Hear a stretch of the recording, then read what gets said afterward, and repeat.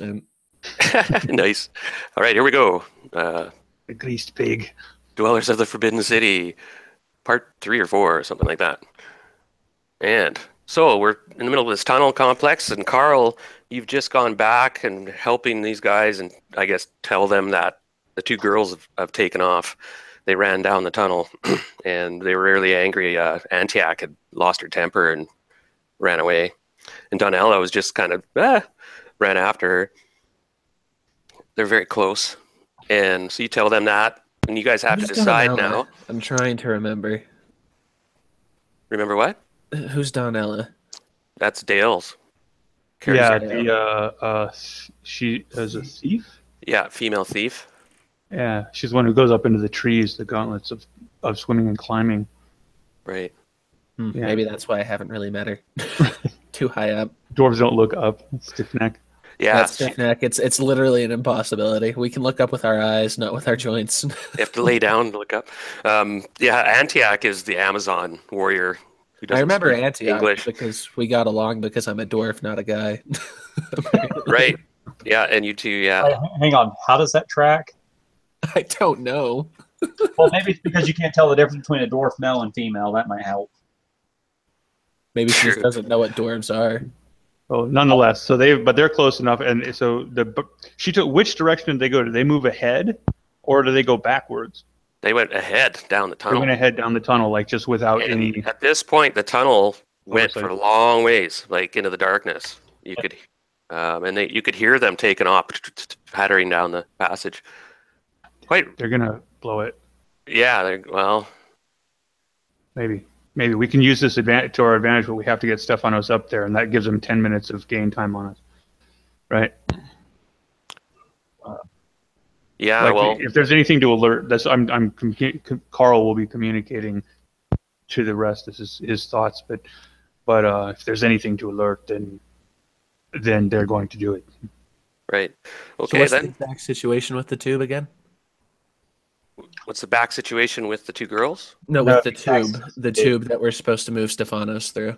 Oh, it's a long chimney, about 40 or 50 feet long. The smartest way to handle moving them up rather than carrying them is have somebody go to the top, tie a rope around him, drop a rope, tie a rope around his middle, and carry him up. That's precisely how that's what I was thinking. Whoever would be best at climbing, and then. Well, Carl's already up there. Yeah, but that's as far as how they're physically going to do it. If you had to, Stephanos is carrying 50 feet of rope, so you could always take it off his back and use it. So it's not a complex operation. I mean, it's just a matter of taking up a bit of time, and it's not even 10 minutes it takes, but you guys hustle pretty quickly. I don't know. You're going to follow up, I guess, keep going in and chase the girls, or what's your plan? Yeah, there's only one direction down that tunnel anyhow, correct? As far as you knew, yeah. And you've been looking around a bit, and a dwarf and can look for concealed passages and whatnot too, but you haven't found anything besides what you already found. And the Zorn is somewhere out there too, walking around in the rocks. You know, he's looking for a gem, by the way. Now, remember Brian, or no, who was it? Who was it Stephanos who heard of a wondrous gem? Yeah, I'm the one who was looking for the wondrous gem in there. Now, that caught your attention when the Xorn actually asked you. I forgot to mention this, but he had asked you guys if you had seen a dark black gem. Honestly, Hardin's still a little salty about losing the money. Yeah, he had the shakedown, eh? Well, no, he didn't have any money when he got shook down. The money that we had in the room where we killed the stuff, and he just kind of showed up and started eating it. Right. Yeah, you don't get involved. There's a strange creature, to say the least. He wanted to give him a smack, but nobody else wanted to smack him, so he decided to stay down. Oh, no. That would have been an interesting fight, I wonder. The thing is, the Zorn can always step into the rocks anytime. It's then pop out of anywhere. It's a pretty tough adversary. That would be kind of a funny fight for Hardin, too. I live in the rock. Yeah, damn it. Start bashing the rocks around you. This is my favored terrain. Nice. So here's the thing. I'm carrying Stephanos, who is at like 0 hit points. Right. I don't think it's a good idea for me to slap him down an unexplored tunnel right now. You could use them as a club. Yeah. We will not be using the elf as a club. He makes a very poor club. I could use them as a porta potty, but it doesn't, No Cleveland steaming. really work.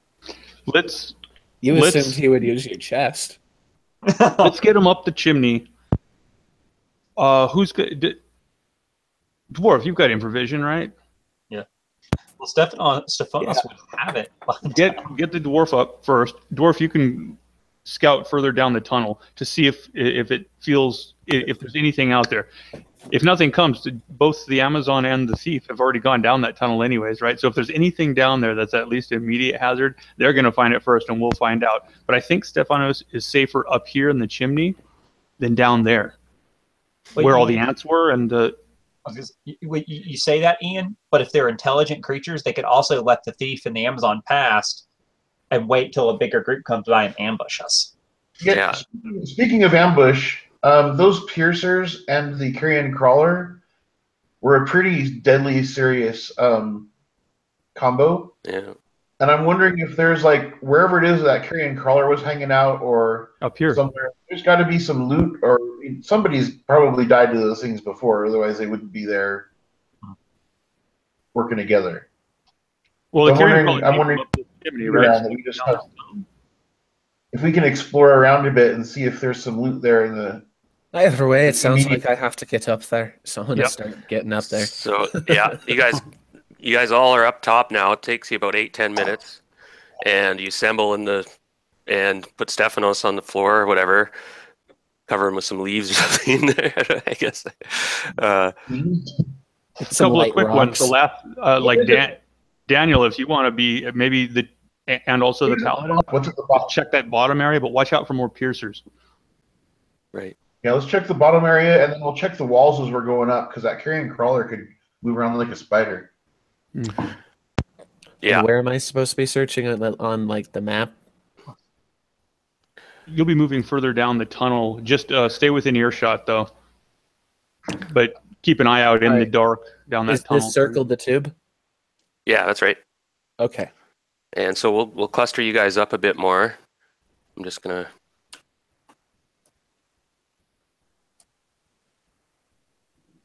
So you're carrying him for now because there's no immediate danger. And Carl, you've scouted the tunnel a little bit, and it goes for a long ways. It just keeps going. As far as you know, the girls just kept going as well into the darkness. And you guys can proceed, I guess, down the tunnels. You make a perception roll, though, Carl. So in other words, what did I use for that again? That was a Wisdom? no, it was one of his primary stats. So for Ranger, that would be Ranger, strength and wisdom and con. Yes. So yes. Wisdom is usually the perception. can do. Here we go. I've got a 15 wisdom. 17. All right, we're starting this on the right foot. Well, you're a little ways forward. I'm assuming, Carl. You're probably 20 feet ahead at least, or something. Well, the dwarf went in front of me Oh, okay. So Harden will put him because in of the front. infrared vision. I wanted to be able to stay with Yeah. Stephanos until. Also, I got a Okay. fairly high AC, and I'm tough, so that works for that too. All right. And should so, I get stabbed by something poisonous, I'm more likely to survive than anyone else. good That's the call. idea. Hey, knock on wood, dude. Knock on wood. Yeah, my desk is wood, and I say that I do that every time. Just. Now you guys proceed ahead, and Yeah. and the tunnel goes for a long ways, and it twists a little bit, but generally goes northeast, and just goes. And when you estimate it, it's gone for about 700-800 feet in this manner. And you go quite deep. This is the longest stretch you've had, and you're like, we must be getting close to something, perhaps. But then, lo and behold, up ahead. Oh, did I the notice lights- that long tunnel? Did I notice anything about the incline? Yeah, as you said, it was almost pretty level, actually. You Okay. just going straight through the mountain. Is it all natural, or does it look like it's been hewn at all? Worked.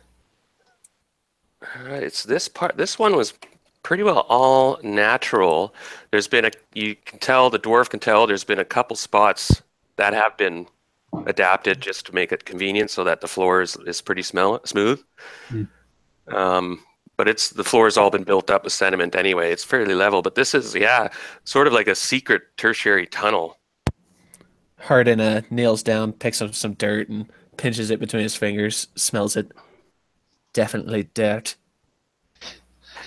And keeps moving forward. Sandy loam, 20%. There's some... Yeah. I used to know all that stuff. I used to timber crews, take soil samples.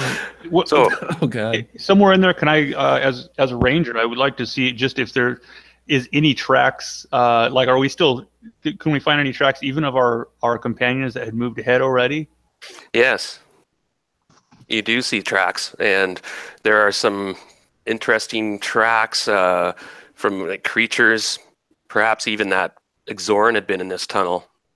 So there's a lot of traffic here, in other words? No, there's not. It's not beaten, but there's been traffic, light traffic, let's call it. And the ants had kind of their territory extended quite a ways when they went foraging, and they kept the place pretty clean and destroyed most of the tracks. But so you can make out the two girls running, but now you can tell they've slowed down a little bit, but they're still moving at a pretty quick pace, like a jog. And then they stopped suddenly when they come to this room. And you can tell the tracks, the girls stopped here momentarily, and then the tracks take off again toward the room. And you make a tracking roll, because you can get a lot of information from tracks. That is what I'm trying to do. So I'm going to move you guys a little ways ahead. Now 40, exactly. 40. So Hardin, there's a chamber up ahead. And Carl's beside you now. You guys are conversing. All right, what's in this chamber? 1 second. I have to actually. That's one thing I forgot to do was get my hard copy module out. I got it in digital, but then I have too many windows open. So 1 second. I can understand that. Oh yeah, it's like nasty. This thing happens every time I make a character or like big NPC. I'll have like 15 windows open for all the information I need, and I'll just be looking around like, where's the fucking character? What have I done? Yeah. Well, I'm just quickly getting organized so I can...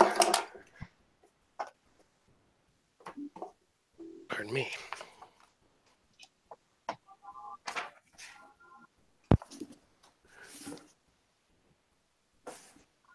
And I need to get I have to get my prescription glasses a minute for reading.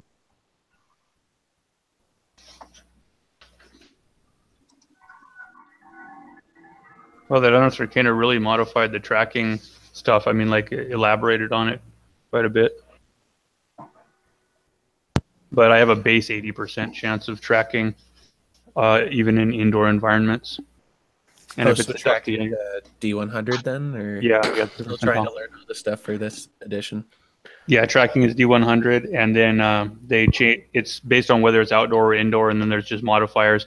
And it begins at 10% per level plus an additional 10%. And I'm a 7th level ranger, so my base is 80. So there's a puzzle ahead, Carl. First, I'll start. The path ends at the edge of a chamber. And filling the chamber is a large pool of water of unknown depth. And you'll also notice that the ants didn't go any further at this particular point. There are a couple small holes that you saw that were definitely ant tunnels that were too small for you to go into. Like they're probably maybe 12 inches across, just big enough for the worker ants to squeeze through. And you could tell that the ants, their territory kind of encompassed all these little tunnel complex, but you guys don't have time or the means to investigate them. And not to spoil anything, but they just didn't really have anything but ant eggs and food and stuff. But this room, a row of moss-covered boulders stretches about halfway across the chamber toward an exit on the other side. Filling the chamber is a large pool of water, unknown depth. The ceiling is free of stalactites. Oh, that's good. Yeah. That's funny they mentioned that. And the walls are coated with fungi. The water ripples as if a slight current were flowing through the pool. Now, the riddle is, though, the rocks that are sticking out of the water, they're wet. And also, you see some dark stains on the other side of the pool, possibly blood or some other like liquid. And there's a trail, and you can just make it out with your keen eyes, Carl, just on the edge of your vision. And the girls are not in the room, but their tracks do lead up to the rocks, and then disappear. What do you guys make of it? Do those rocks look like they should be wet? There's a slight ripple on the pool, but the rocks doesn't look like. Well, that's a good call. You watch the rocks, and it doesn't. It's possible the water may flicked enough moisture on it, but a couple. Yeah, it's just odd. They seem, but they're drying as well. The rocks, like there's just a little moisture on them, like they had Maybe gotten they're not wet. rocks at all. They'd gotten wet like 10 minutes ago. Hey, Darren. Mm-hmm. To make this easier on X, I'm going to go ahead and have him cast Infravision on himself. Now he has casted his fireball. How many spells does he have at third level spells at 7th level? He should have 2. Yeah, he has. You can have 2. Okay, yeah. So he has fired his magic or his fireball. Yeah, well, let me double check that he has a second third level spell. Right. Yeah, he does. He so does. let's. Anybody still want have to declare an action? Potion of levitation, if that comes in handy as well. All right. Well, let's probe those rocks and see if they move, or like if they're steady, or if they'd be secure footing even if they are wet. Oh, Daniel, let's throw something instead. Don't get too near it. Maybe it's not rock at all. Let's hit him with something, or let's hit him with tap him with a staff or something. Okay, so who wants to go forward or throw something in the pool? Is there any pebbles around? Yeah. Yeah, just grab a small pebble and toss it hard. Yeah, and it's doink, and nothing happens. Now, you guys haven't really entered the room. You're standing on the edge, right? And so there's probably about 15 feet, 20 feet. How far? Yeah, not even. About 12 feet before the pool starts, right? And a bit of a ledge there.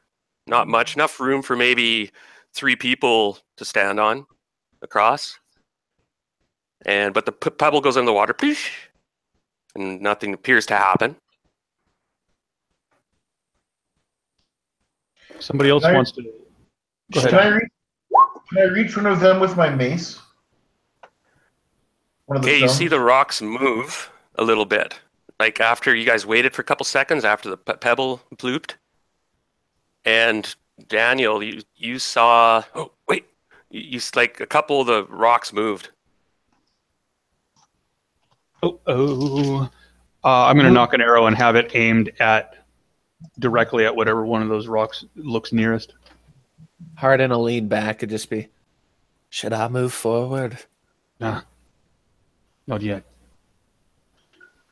See what happens. In what way did it move? He'll just have his shield and weapon out just in case. Yeah, it could have been a visual effect of the water or something, but he could have swore like there were three humps in a row that had just shifted after the pebble had been thrown. Might have been, yeah, but he could have swore they moved a bit, and he just quickly tells you guys, those 3 moved over there. This ledge goes all the way around the edge of the pool, though? It looks like Yeah. One at a time. 12-foot ledge. Dwarf, go first. Just hustle. I'll keep an arrow knocked. Hustled away, like pointed out. Follow the ledge around the edge of the pool. Left or right? So just that outer circle? Yeah, we'll go one at a time. Left or right? Right. Okay, Right, so I'm just moving your guys. Carl, you're coming up behind them. No. One at a A time. little more distance. Yeah, one at a time. So I Carl's think he wants me to gonna get to the other side of the pool, and then he'll go, and then... Yeah. Okay, so I'm moving you across. Now you guys are watching everything, and it seems everything's calm, and nothing appears to be on the other side. Harden, there is a blood trail. I'm not dead yet, but someone else might be. So who's next? Yeah, echo. Fairburn. I'll go next. Am I still carrying Stephanos? No. So you guys, I think. I- So, question. This is just to make sure I understand where Stephanos is at this point. Right. Did you guys leave him at the mouth of the cave once you got up? I thought that we were going to forward? leave him at the edge there, where we first came up. Yeah. So Oh, like 700 feet back. Yeah. We can't keep on carrying him. Well, I Yeah. agree. I just want to know where Stephanos is in case, like, I make the system shock roll the next. Well, I'm going to wake up tomorrow no matter what because I'm going to get a hit point back. It's whether or not I'm going to be functional. Okay, I actually, got leave an that. interesting little plan for you, though, Stephanos. Why don't we leave that ultimately up to the wisest and probably most altruistic person in the party, and that would be Daniel. How far do you want to carry him? I'll carry him across. We'll see how that works. Oh, with you? Okay. All right. Yes, I'll carry him across with me. All right. So we need to roll some dice now, I'm afraid. 6-sided die. This is for surprise. The Ranger's got his bow trained, and he's surprised only 1 in 6, and surprises 3 and 6. If that helps at all, I don't think that we're going to. Definitely helps. Go ahead and roll because I rolled had my I rolled a weapon 2. chilled out. All right. I rolled a 2. That's all I can say for my benefit is I had my shit out. 1. Oh wow! So you both are surprised. Yes, but they're surprised for 1 segment longer than we are. Now, of course, What this is it? creature emerges out of the water. Its back was humps. Oh my as God. You probably guessed. It's a large worm-like creature, and it's the wrong color. I realize here. It's more very camouflaged, and this creature actually is specifically this is its thing. It's bit. It sits still in the water until somebody walks across its back or close enough to it, and it How strikes. big is it? It's quite large. Ooh, It's probably about 20 feet long. I can't And remember. Do I get a Big bonus girth for on that? it. It's probably it's big. It probably weighs about 1,600, 18 or 2,000 pounds. Do I get a bonus against large thingy-majigs? I can't remember. Only if they're humanoid. Yeah, that's right. That makes So sense. now I guess Thank you, Carl. Yeah, Yeah, we both got surprised, but we surprised them. well, let's just roll initiative Technically. then, and you guys get +1. Who wants to be our initiative hauler? I rolled a 6. You want me to do it while I'm not doing a whole lot else? Yeah, please. I rolled a 1, so yeah. Maybe I shouldn't be doing this. Okay, This thing's called a bloodworm, and it's got I don't know if you've seen the picture of it. It's got large fangs on it. Oh my God, the cats are gonna fight! And it surges out of the water and attacks you, Daniel. Not the healer. Or no, actually, it's lengthwise, so it would attack either. I had it facing you, Carl. I had it arrow Oh, wait. knocked and Yeah, trained actually, on it if it You're moved. quite a ways off the ledge, aren't you? Because it attacks the nearest person to the ledge or on its back if you guys walked on its back. Okay, so I'm going to roll dice here, odd or even, Carl or Daniel. So Okay. odd, it's Daniel. Can I And still? it is. Go ahead and What's shoot. Daniel's AC? Yeah, I was gonna say because it's that bow specialization. You get Yeah, that. so missiles or spells, you got to go first. Well, you get that third arrow before initiative is even rolled, right? Right. Does If anyone it's know long what as- weapon X is using? So go ahead. X, yes, a dagger +1 dagger +2 against something. Okay, that's fine. I didn't see because I don't have his full equipment list. Can it be the dagger of worm slaying and be Nice. and not be a Y? Be Dedicated a to no swords Carl. against these. Roll your dice. Tell me your total. All And right. And your with your plus. I will have +2 to hit with my bow. Go ahead then, and you guys. This thing has some pretty Oh. tough plating. It's a You can natural tell. 19, so a 21. Definitely hits. Okay, so you hit this as it surges out of the water. You just spin around the corner and fire a quick shot at it. Now roll for damage if you would be so All right. kind. At this range, if it is it inside of that point blank range for the double damage, or is it just a short range? 6 to but 30 feet. is that against large creatures as well? You got It's double against damage. everything. Well, no, it's because of the bow specialization. Yeah. at point blank. So inside of It 30. does apply large. Okay, so roll your damage. Right. I get extra damage in melee versus giant class creatures. Oh yeah. I just noticed something too, Darren. You don't have X on the board. Yeah, in the back. I don't see him. Yeah, he's there. Minimum you know one why I don't see damage, him, Darren? 2/3 doubled 6. Darren, you know why I don't see him? Because I only control Stefanos, and he must be out of my field of vision.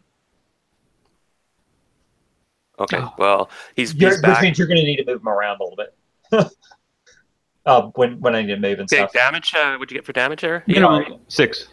Okay. So, I didn't mean to distract you. I just realized that if I want to use him, I can't control him. Well, just give me a minute. We'll get to that. Do you have a spell to cast? I'm not. I don't think I'm going to cast. Well, actually, no. I'm going to cast Magic Missile with him. That'd be a smart move here. And he gets 4 missiles, right? At 7th level. Is that what that is? Right. Yeah. So go ahead. Anyone else have missiles or spells? No. Okay, then the bloodworm will attack unless he kills it, which I doubt. It's, Got some pretty good hit I'm points. gonna ready my name. he does a total of 13 with the Oh, magic. nice. That's pretty good. So these missiles come. It gets a resistance roll though, right, for half damage, or is that? Nope. No. Well, the Okay. beauty of magic Auto missiles has always been, I think, the auto hit. So this thing surges out of the water and arrow into it, and magic missiles are cascading into it, but it kind of shrugs it off and goes for what it seems to be is the easiest bait. This person carrying another person, and it attacks as a 6-hit die creature, So that's straight up dumb luck. but it surges out and completely misses, and it has these special clamping fangs on its mouth, kind of like a lamprey. Once it hooks those into you, then the hurting really starts. But it surges out, even with your carrying Stephanos, you're still able to dodge this thing and duck to the side, Daniel, just in time. But you're encumbered, right? If you're carrying Stephanos. I have a strength of 13, Yeah. so I may or may not be, depending on how much Stephanos weighs. Yeah, so you're gonna as long as you're carrying him, you're gonna be -5. Maybe I should have carried Stephanos. My point would be to run past into the next tunnel. So you're just gonna run? Okay. So everyone who has actions left now, Harden, I have you're just too far away to reach him. Yeah, would I be able to jump over? Jump over what? Onto his little chunk of land and start hacking up onto him close up. Actually, you are pretty short, aren't you? Because you can tell by the way this creature isn't a swimmer. It's not a swimming creature. It's kind of like it's got a lot of legs, like a centipede almost. Or Right. it's a bloodworm. It's actually like a giant worm. Has no legs, but it doesn't swim. You can tell. It just rests on the bottom. I want to know if I can make use of my smaller size to get onto its chunk of land and hack at it from there. Give it a go. Can you swim? Just in case. Not with plate mail. didn't know you you could I swim have at a all. +2 chain. Oh, so it's So, a no. magical chain. So you can It's actually. either +1 or +2 chain. I can't remember if It says you can dog paddle if you have magic armor. Yeah. So if I have to swim, I can swim. Then you have to drop your weapons if you do that in your shield. Yeah, I'm gonna try and just make the jump though. You could actually. Well, I'm a bit confused where you're going to jump because you could around the edge of the pool. There's a slight ledge. So where you're gonna? The only place you could jump is either onto the worm. I'm not Are you- horribly against that. Actually, you're close enough. You could run over and hack the bloodworm. You could run over to Daniel. I'll do He's that. only- I'll go defend Daniel. He's about 20 feet away. So yeah, you can run in front, and then if you let him by you, he's running the other way. Daniel, you're carrying Stefano, so you run over here, Yeah. Right. and you just basically switch spots, and then you're done basically. Anyone else left? Set Stephanos down carefully there and make sure that there's nothing coming down the tunnel. Right, But once he's secure, I'm going to turn around and help my companions. Roger. I still have 2 arrows left as well. That can go. All right, let Is her that rip. only movement and action to get over there. Yeah, shouldn't Yeah. Harden be able to just get that swing in? We'll just do Just stay Well, organized. what's his movement is pretty low. It's like 9. Yeah, it's probably not very high, my dwarf. I don't know. Yeah. So when you maneuvered around Daniel there, that basically took up your round. You guys switching spots. Yeah, that makes Right. sense. And the worm is focused on you. It was chasing Stephanos and Daniel, but you ran in front of it, and you're not sure. It could actually ignore you, go through the water, of course, but you could try cut him off, right? You're putting yourself in the way. I'm kind of. And I get 3 attacks every 2 rounds. Is that how it How works? Right. does Vanilla and what's her name get down this tunnel past this thing? Well, that's the riddle. Okay. They didn't. They're trailing blood. Yeah, that's when I called across the water. I was like, I'm not dead, but someone else might be. Yeah, there's a blood trail, and you can check the tracks when you have time. So Carl, fire away. Okay, do you want me to launch both of the remaining Yep. ones? Yep. Okay. That is a You 5. just got a message from Gerald. Okay. He's not going to make it today. Oh, okay. Yeah, that's what I thought.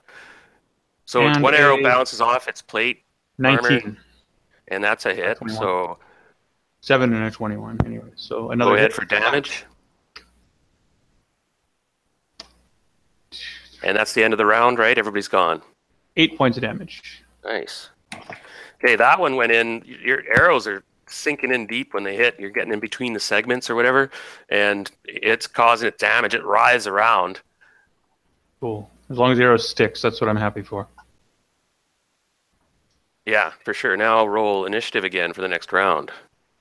Yep, hang on. I rolled a 4. We rolled a 6.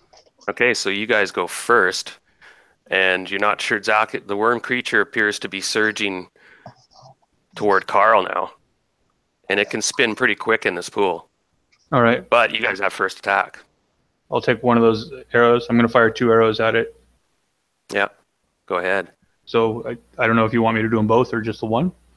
No, go ahead. 1, and then we'll do a couple attacks hard, and this thing turns away from you and goes and surges across the pool. It seems it's going to attack Carl now, and it's got this kind of lunge move. It does. 10. Oh, that's very nice. That's a miss. Okay. So anyone else have missiles or spells? Yeah, I'm looking at something really fast because I want to. And if not, I'll just go left to right on my screen here. I'm going to cast a spell with X. I just want to check something really fast. The creature's infuriated, and it's like those arrows have added damage. Sting. And it has stupidly turned its back on me, so I'll get bonuses to attack it from behind. Mm-hmm. Okay, I'm actually going to throw out a sleep spell on it. No. It's probably too tough for that. Well, he's good. It's if he does it, he does it. Yeah, Well, what can we do? I mean, I can't meta it. I mean, that's legitimate. That's not meta. That's So called it gets up to a 4+4. I've never called seen a- a worm sleep. craft. Okay, this is a 6-hit die creature. Okay, he tries it because he doesn't know that. Or Yeah. know it's a 6-hit die creature. He just sees a big worm and he's trying everything he can to help. So Right. And so, can you affect a 6-hit die creature? No. no, 4+4 is the max. So he cast it, probably Yeah. gets a little blue. Now, what's the range on that? It's 3 inches plus 1 per every level. Or I should say area of effect.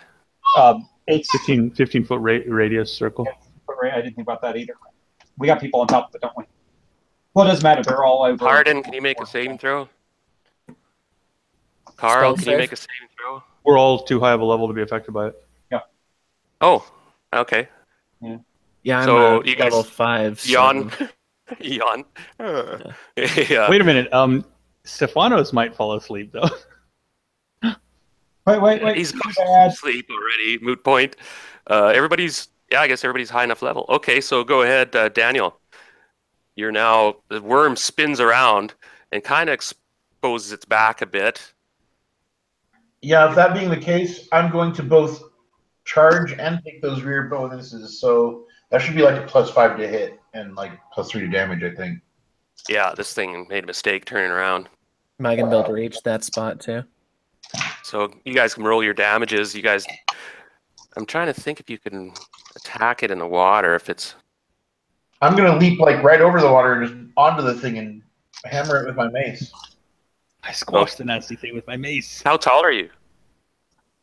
You're over 4 feet. I'm human, so I'm about Oh, yeah. 6 foot. So you jump into the water and you get up to about your chest and attack the thing with your mace. Go ahead. Yeah, I'm looking to get charging bonuses too, so I want to leap like right over the water and just come. Oh, I see. Well, I think this thing's finished, That just- actually. If he survives, it gives me an idea for what I'm going to do for my round, and it's going to be beautiful.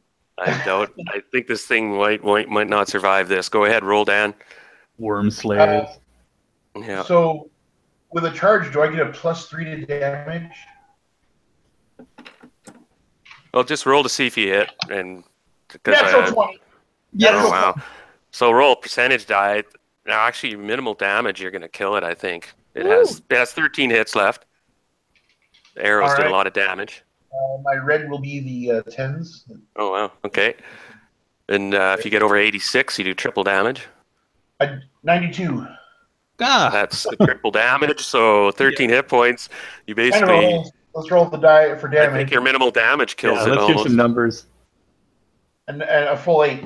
I couldn't have done more damage at all ever. You did like 30 hits damage. You splatter it with your mace. Jump on it, and Harden is like, you run by him, and he's like, holy. Covered with worm goo. Blap.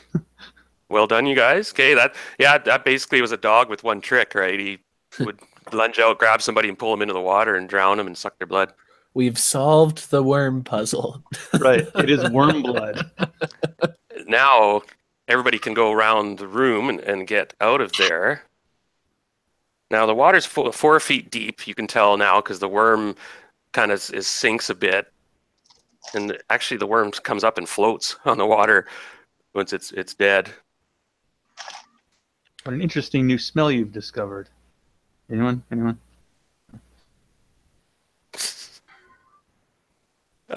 You killed it. Go ahead. What do you guys? I guess you guys gather on the other side of the room. Carl, you can make your tracking roll. Yeah, if there's blood, I would like to see if it continues down that passage, and if it does, then if there's not, then I'd like to see what else continues down that passage, and if it does, then I want to use that. I want to track that blood.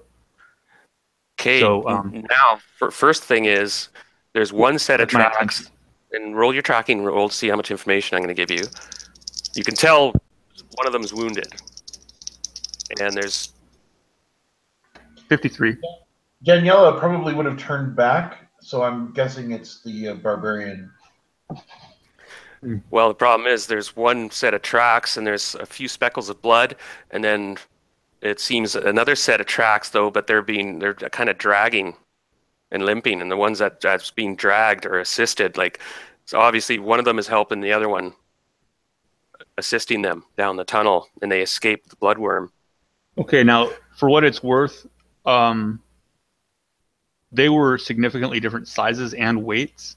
The Amazon and Danella, they're like on the opposite ends of the spectrum for tracks. I'd be able to tell which one was which, I think. Yeah, you think it's Danella is wounded, and pretty seriously. She's still walking, but she had to be assisted to keep up the pace. But you can tell they fled, like they're heading down the tunnel. Fair enough. Now let's deal with the matter at hand. Daniel's still in the water, or you gotten out of there? Is there anything down there while you're there besides worm guts and? Yeah, we should check the pool for goodies. Yeah, if you're already in there, you're already wet. Yeah, it's in and out. It flows in and out through various cracks in the wall near the floor, and has a smell to it. The water, like there's a sheen on top of it, kind of oily smell. It's a good thing you guys didn't use any fire or anything. It's a thin layer, slick of oil on the water, secreted by the bloodworm or something. At the bottom of the pool, can I? Dale's here. Hey. All right, on. Now you do.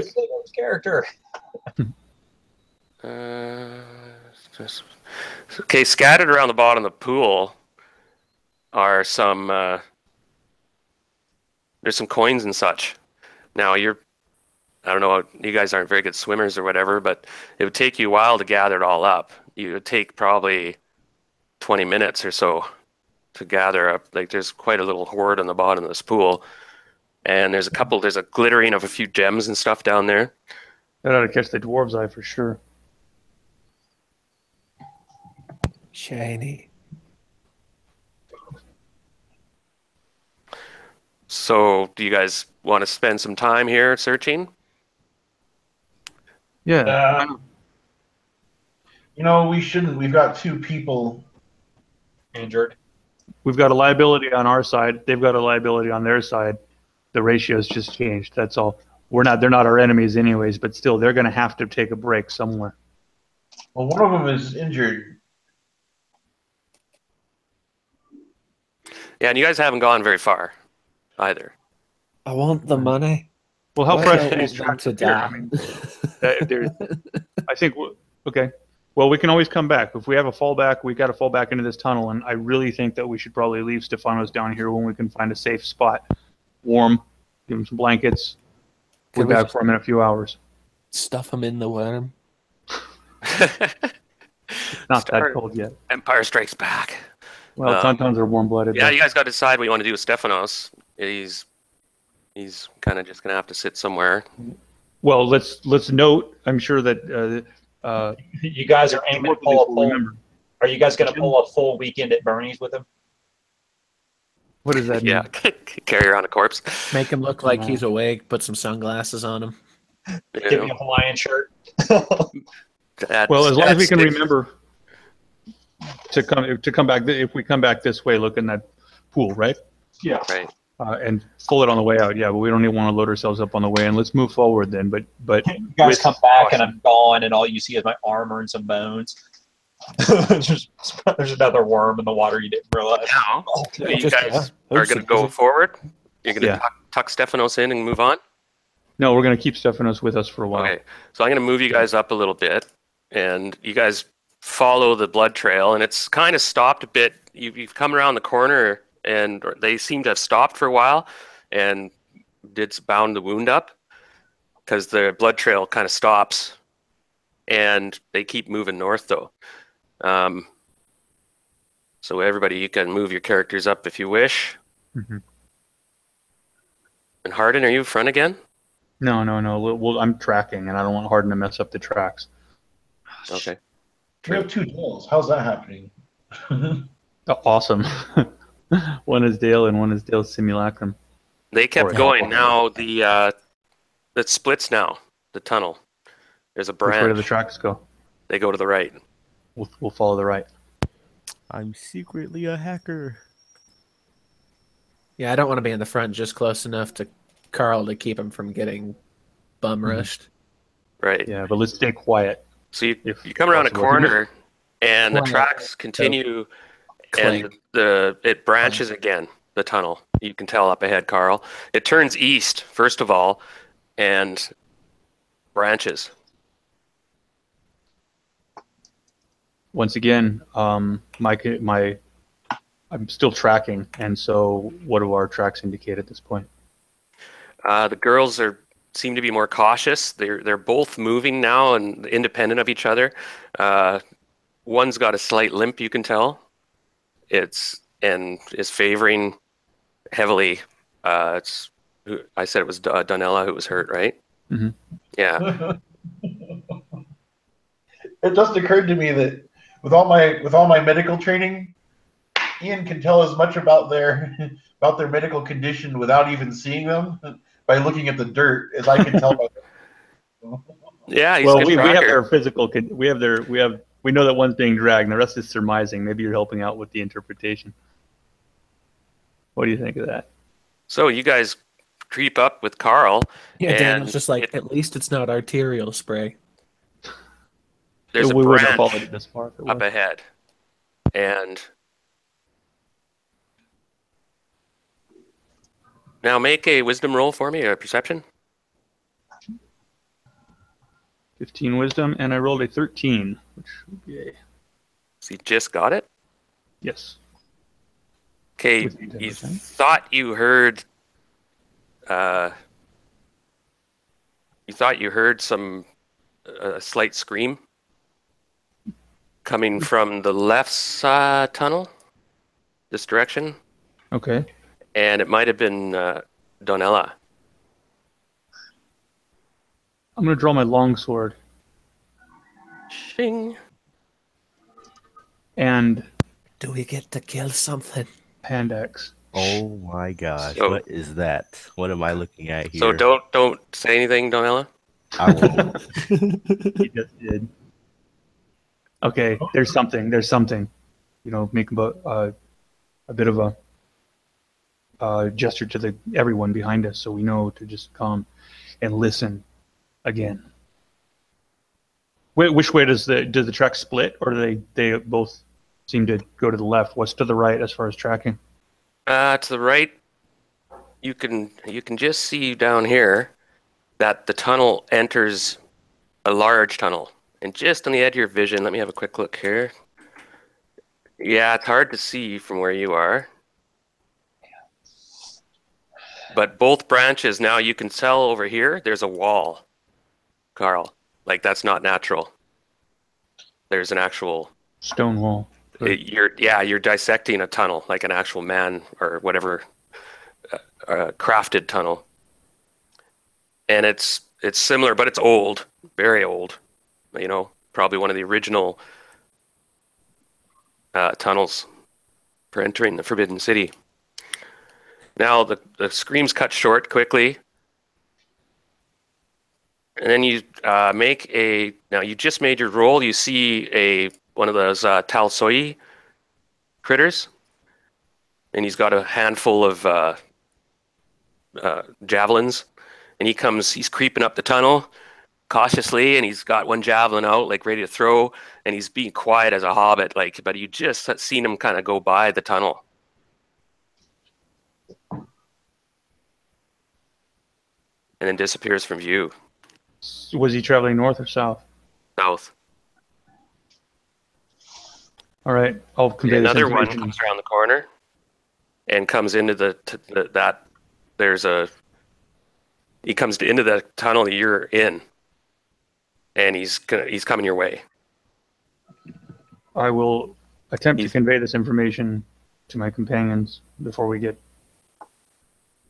comes too close. And I want to put my back against the wall as well, right there on the corner. Look around, got a longsword in one hand and hand axe in the other. Okay, so he's coming and he's scouting. You can tell he's looking. I mean, obviously the girls have ran into some trouble, and His weapons are out, so my weapons are out. okay, so everybody's in combat ready mode, and you're all waiting, watching Carl. He's kind of motioning to you guys, and he's like one. He's pointing at his eyes, and he's got his bow and he's pulling. He's getting ready, I guess. No, so I have a sword and an axe, man. Oh, sorry. Okay, yeah, okay, gotcha. Yeah, this is gonna be it. But let's knock it out. Don't kill it. Okay, you get an automatic surprise. Oh no, actually, these things are special. I'm gonna give you we'll still roll our die. These things have incredible ears and nose.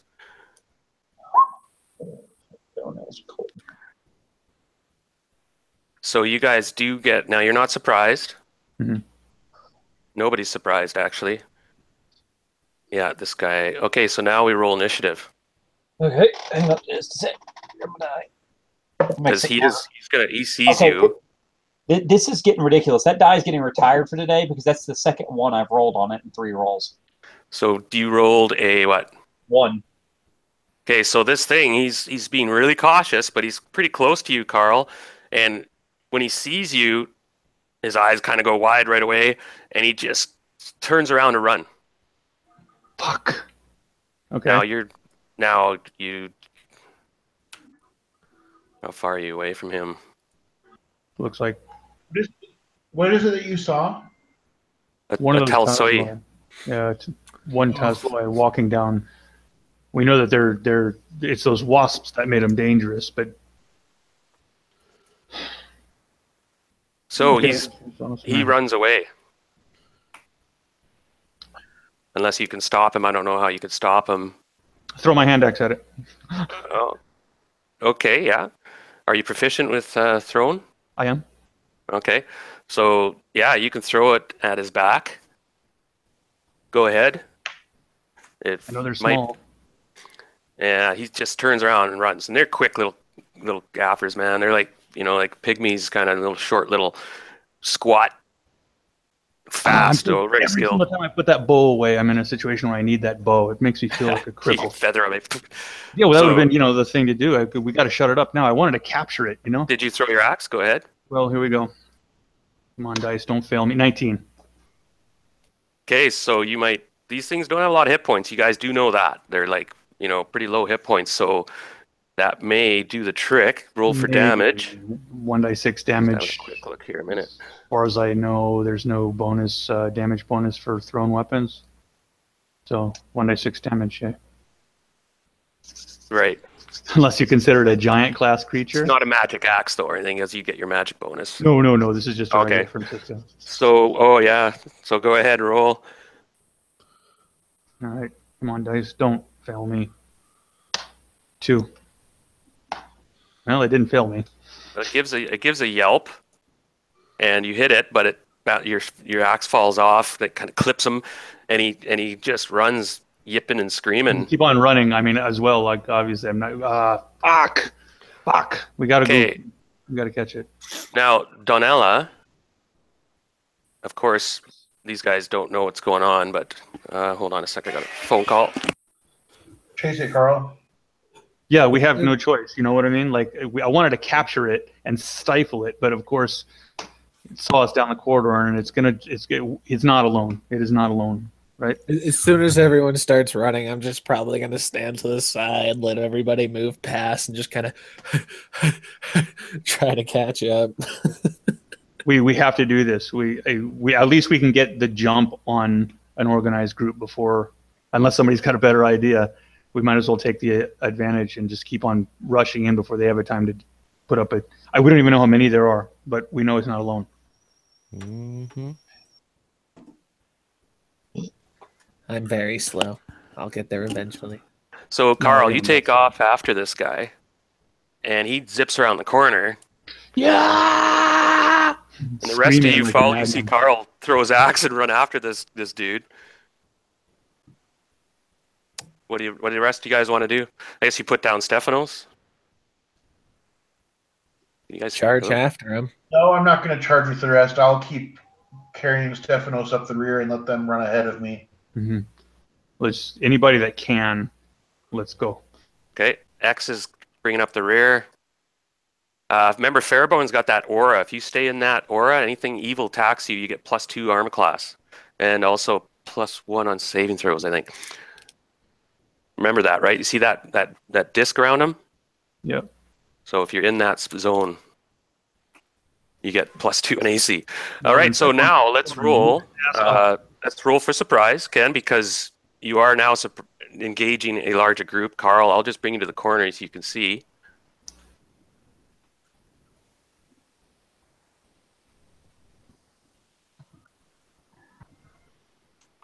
You can see just in the last instant, you see off in the distance a group leaving there, and then there's a large group right in front of you. There's at least a dozen of these Tolstoy things, and there seems to be some sort of strange-looking leader character. The leader. Now the rest, I'm not going to get into too much detail until more people move up or whatever. And let's roll surprise. 5. I rolled a 6. So neither of you surprised. Let's roll initiative. Okay, fuck you, dice. Fuck you. I'm guessing that was a fail. That was another 1. All right. Okay, missiles are spells. Now, Carl, you see he stops right away and he goes, "Oh shit!" Like there's a big group. At least a dozen. I don't know, Carl. What do you want to do? I don't want to shut up here. Well, what are they doing? I mean, you said they're all running away, or are they turning around and to face us, or are they splitting up? No, it seems to be a war party that was specifically like coming down the tunnel. And the girls, they did something with the girls. You can hear Donella screaming as they're being dragged off down the tunnel on the other side. All right, I scream in the native tongue that I learned from my shaman mentor. No mercy! And I run right into the middle of them, swinging my long sword. I look back to everybody else confused and say, "What the fuck was that gibberish?" Okay, just hold on 1 second. I need to get my player's handbook open. I'm counting on a couple of things, guys. Number one, that they are low hit die creatures. You know what I mean? If they're under 1 hit die, I get 7 attacks per round on them in melee fighter. And if they're not, I'm still going to attack to the best of my ability and just cut through them and move. Like, we want to rout these guys. If we give them any chance to get out, there's a large group that'll be waiting in ambush for us, right? I think that we're pretty committed on this. So anybody that wants to follow or do anything else, that's up to you. But I can't stop this charge right now. I just remembered the dwarf is not going to charge in and hack up a bunch of green people. It's what dwarves do. Yeah. Okay. They're not green though. They're brown people. Do dwarves hack up brown people? Some orcs are brown. Okay. I'm just looking something up a minute here. One They're moment. small Some and mean. You humans remember too. them. It is. But if we can get through and route them, if we can actually route them, maybe they'll. I'm not even going to get into what this is going to sound like if this video ever goes live. Talking about brown people being subhuman. They're Tasloi. Yeah, they seem to be degenerates. They're kind of like Neanderthal, cross between Neanderthal sort of type. Stand with my statement.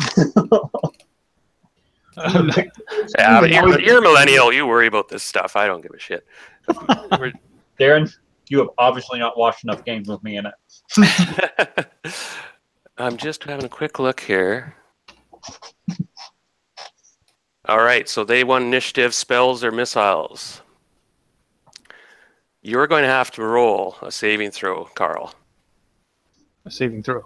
You can see that these creatures were ready, like the Tolstoy, where like this is a battle group. They were actually coming down the tunnel in cautiously, and because these two girls had stirred up the nest, basically, they're bad timing. This seemed to be they ran into this group, and now this group is searching for others or whatever. It's being cautious. That's why they'd sent out scouts and whatnot.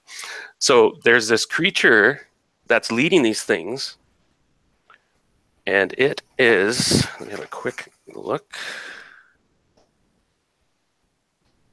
He appears to be. It's a humanoid, pretty tall humanoid, probably 7 feet tallish. He has very kind of tapered features though to his head, and there might even be his eyes are kind of like cat's eyes or snake eyes, and he's got fangs. Is reptilian? Yeah, sort of reptilian, and it put sort of a sheen to his skin, and he is gesturing at you and casting using some sort of magic. Silence spell. You can't see him. Oh no, I can't. Crap. And they want initiative. Hey, can I just mention before we go any farther though? Unearthed Arcana, Tasloi are considered giant class opponents. That means I get +7 damage when I hit them. Oh, sweet. So you go running into the front rank, screaming, "Rah!"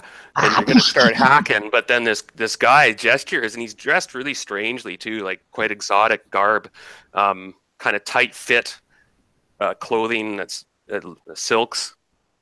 And he's gesturing though at you now, and he's pointing with this malevolent look, and this kind of weird aura shimmers across the room and seizes you, and you'll have to make a saving throw versus spells. Okay. And I'm going to try to hack my way towards him, you know what I mean? But I'm going to kill anything in my path that is shorter than my waist. Right. But you feel yourself being surrounded by this weird aura, clearly magic. Right, let me see what my save versus spells is. I'm sorry. 13 or better is what I'm going to need. Right. Here we go. Now you're level 7? Yes. Right. Okay, 13. 17. A dwarf. So you make the save, and you felt these forces trying to molecularly alter you, but you made the save, and you shrug it off quickly and continue your attack in. Made the save. I'm not going to tell you what would have it done, but it would have effed you up big time. In fact, you wouldn't. It specifically says in this module. Afterward, maybe I'll mention it. Okay, all right, yeah, so, let's not distract right now. No, not at all. So the rest of you see Carl run around the corner with his 2 weapons. He's screaming bloody murder. And this Tolstoy behind you throws his javelins at your back, Carl. Right? Okay. So his missile phase, and they want initiative, so he throws 2 javelins at you. Mm-hmm. The first one hit your back, and the second one I rolled a fumble, so I'm going to roll a percentage die and see if this guy's in trouble. Okay, no, nothing untoward happens, but he completely whiffs, but the one does hit you, javelin. He doesn't hit his buddy? Yeah. No, he sees you run out of there, so you take 1 point damage. How dare they? I rolled a 1. Good. So, ones are good sometimes. Now, about 2, 3, 5, 6. Okay, a bunch of these other guys throw javelins at you. Just pepper you. What's your armor class? Don't ask me that. Armor class 4.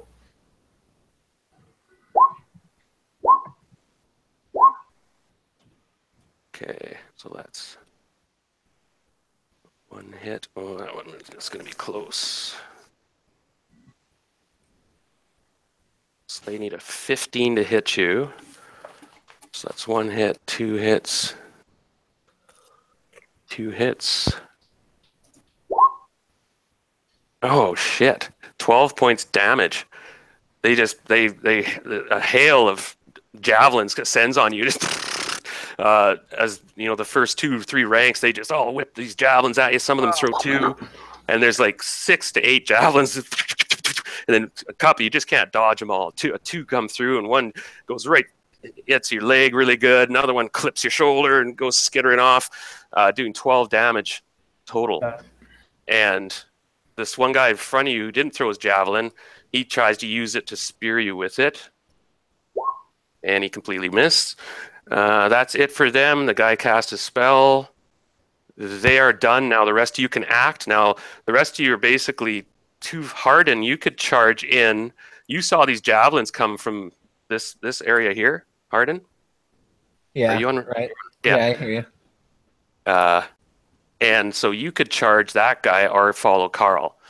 And Fairborn, I don't know what you want to do with him, Brian, but he's going to charge, obviously. He'll probably follow Carl. I'll make my decision as I round the corner. Okay. So sure enough, there's a large group to the left, and you see all these javelins coming, and Carl's just being peppered, pincushioned, and he's just like, holy. There's one to the right. I'm going towards Carl. And I'll follow Carl. Okay, so you two can go side by side. Now, you can have one of your attacks this round, and it would take the other attack to run up there. Alrighty. So that guy, I'd be able to hit him? Actually, this guy. Oh, that guy? Yeah, cool. Yeah. Daniel, so you still have Stephanos, or you put him down? Just so I know. I'm going to have to put him down in the combat, yes. So D20, and I get plus... Am I going to be able to attack this round? 5. Yes. So yeah, you were close enough. You get your full attack. You charged them. So my one attack will be... Now, did you technically charge them? Because then you would have been -2 AC, but so we can't do that now. You have to let me know, though, if you're going to actually charge them. Not a great roll. Those javelins would have hit you in that case. But they might not be too hard to hit. I don't know. Yeah. I got Harden at the 12. Okay, these things have AC. If you followed me there, Ian, did you follow that? Yeah. AC. Go ahead and resolve this first. Yeah. And I'm a 5th level fighter, I think. That's a definite hit. Oh yeah, you need like a 9. Oh so God. Okay, so this guy, he looks at you with wide eyes and just goes, "Oh fuck," as you wade into him. And I do a die 6 or a die 8 with the battle axe. Die 8 by hand, yeah. If you don't mind my asking, what are their hit die? 1. You estimate they're 1 hit die creatures. Well, I mean, it's just because fighters get that multiple attacks versus creatures less than 1 hit die. Oh, 1/-1. No, they're not. You don't. No. So Harden, you probably kill him because you have your +9 damage or something, right? I don't have +9. I have +3 for strength, +2 for the weapon. What else would I be able to add for that? Okay, so you did kill him even with minimal damage. Ah! And he gives out this little pathetic screech. Flop off his head. Yeah. Oh, they're weak. Okay, who's next? Harden sounds disappointed. Yeah. That wasn't that hard at all. Dale, you are now asleep. So, sorry, but you are captured at the moment, and you're being hauled down this tunnel. And there was a magical sleep spell cast on you, and it'll wear off. But for now, you're snoozing. It's an actual charm effect this thing did on you. Who's next? Kyle. X really doesn't have a lot he can do, does he? Besides cast spells, and I'm not even sure X knows that these people are there yet. Does he? Well, he knows that somebody's there, and there's a lot of them. They hear them all yelping, and you saw a bunch of javelins fly by, and he's like, "Whoa, there must be quite a few." I'm just trying to figure out what he would know at this point to figure out. They're being attacked by a party, seems to be a pretty large group of these Tolstoy. But there's something else there. You saw Carl kind of hesitate a minute, and this shimmer went around him briefly and then disappeared. Okay. Yeah, X is just going to he's going to sit back and kind of hold himself, waiting to figure out what he should do because everything seems kind of chaotic right now. And running headlong in with a dagger seems like a terrible idea. Fairborn. Brian, what would you like to do with the Paladin? A charge seems appropriate again. What opponents have I got to look forward to smashing into? Well, you run out there. There's a large group to your left. There's one guy back here. He's backpedaling, throwing javelins. He already did his turn. I can't see anything over there on the map. This is a 20-foot wide passageway. It's actually that. Can't see anything. How many opponents are down there? Oh, I see. I need to give you control. Okay, hold on a minute. I'll give you control of him. Cripes. Hey, Darren, I'm going to be right back. I'm going to grab some tissue out of the bathroom. Roger, Dodger. Just give me 1 second. I'm trying to find... Oh, there you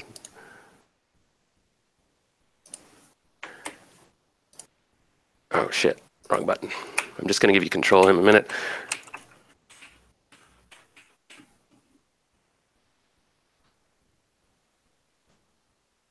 Can you see him now? Yes, much better. Oh, geez. Now you've got that aura. Don't forget that aura. Well, yeah. I'm going to do what I can to... Who else is up there besides me? Now, there's room. You can charge in there, right? It's a little out of scale here a bit, but this is a 20-foot wide passageway. And I can ignore that slashy bit? That signifies there's a significant tunnel. Okay, I was hoping it was 1,000 or something. So, no, it's not a barrier or anything or a crack. It's actually that represents 200 feet. I'm going to rush up and try to form like a front line with Harden, so that the two of us can keep them from moving around behind us, and we'll just hack them and stuff as we get into the... Right. Okay, so X, you creep up a little bit. Now, that takes up your turn. You have to run up and get into space. And so you guys form a wall, and you can see a lot of these things are got more javelins they're going to throw next round. That's a pretty big threat. They can. So does the one in the back that we just ignored have to roll for demoralization? He's like, oh shit! They don't even care. Well, they seem to be rather terrified of that leader thing. And as long as he's around now, you're right. He is isolated, so I will roll for him. He might retreat. And he does. he's running down the tunnel. You saw all these big warriors come clunking out of the tunnel. "Rah!" And just Not give out only this battle that, but scream. all three of them took a look at him and were like, meh. I shrugged him off. We'll leave him for X. X comes around the corner and starts to see more information. Now, Daniel, do you want to move up, or are you going to guard Stephanos? I'm going to move up.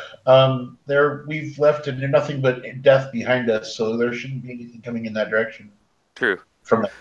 So you move up. Now, It's you bad see when there's the a cleric branch. You says go left that. or right. The combat's on the left, so I'm assuming you're going to go that way? Or Yeah, I'm going to go to the left. so you come up behind X or beside X, and I'm going to bring Stephanos up to exactly where Daniel is right now, and then drop him. okay. And Yeah. I'll just now. There's not room for you really in the battle line because for them to swing their weapons, it's about 20 feet wide. I'll remain in the back, and I want to silence that big guy in the back. So let's roll. Everybody move. No, I have not attacked yet. Okay, yeah, that's what I thought. I So was the Carl, first one in the corridor, man. yeah. So now Sorry. Carl, you wade into them. All these javelins peppering you. Right, and I wanted to continue my charge. I want to try to I want to muscle my way towards that big guy in the back. If anyone wants to get in my way, I will cut them down. If they don't get in my way, I'm going to muscle my way. They definitely will. Yeah, then I will cut them down. Yeah, he's speaking in this weird syllabic voice. He's muttering, "Get kills," and he's in some weird language. And go ahead, make your attack. Okay, how far forward can I push, or am I like stopped at a standstill here at this point? And if you have to kill this guy first, in your way, right. And then kill the next guy, he's going to be in your way. And you said they're over 1 hit die, so they're 1 hit die creatures. Okay. Then I will just swing with longsword. Okay. Oh, 9. Hold on a second. I have it's a magical longsword, so 10 plus my strength is 11. That is a hit. Your 7th level. Yeah, you need a 10 to hit these guys. Fucking hell. Oh, not even. Okay. Nice. You need like a 6. Oh, no, yeah, you need like oh, my apologies. You need an 8 on naturally, but you're +2 or something, right? I have +1 for my strength and +1 because it's a magical longsword. Oh, go ahead then. Okay. Yeah, and then you have to get a 6 or better. I need a 6 or better to hit them. Here's my swing. And my damage is 1d8 plus 2. Okay. Oh, no, sorry. If they're Tazloid, 1d8 plus 9. So.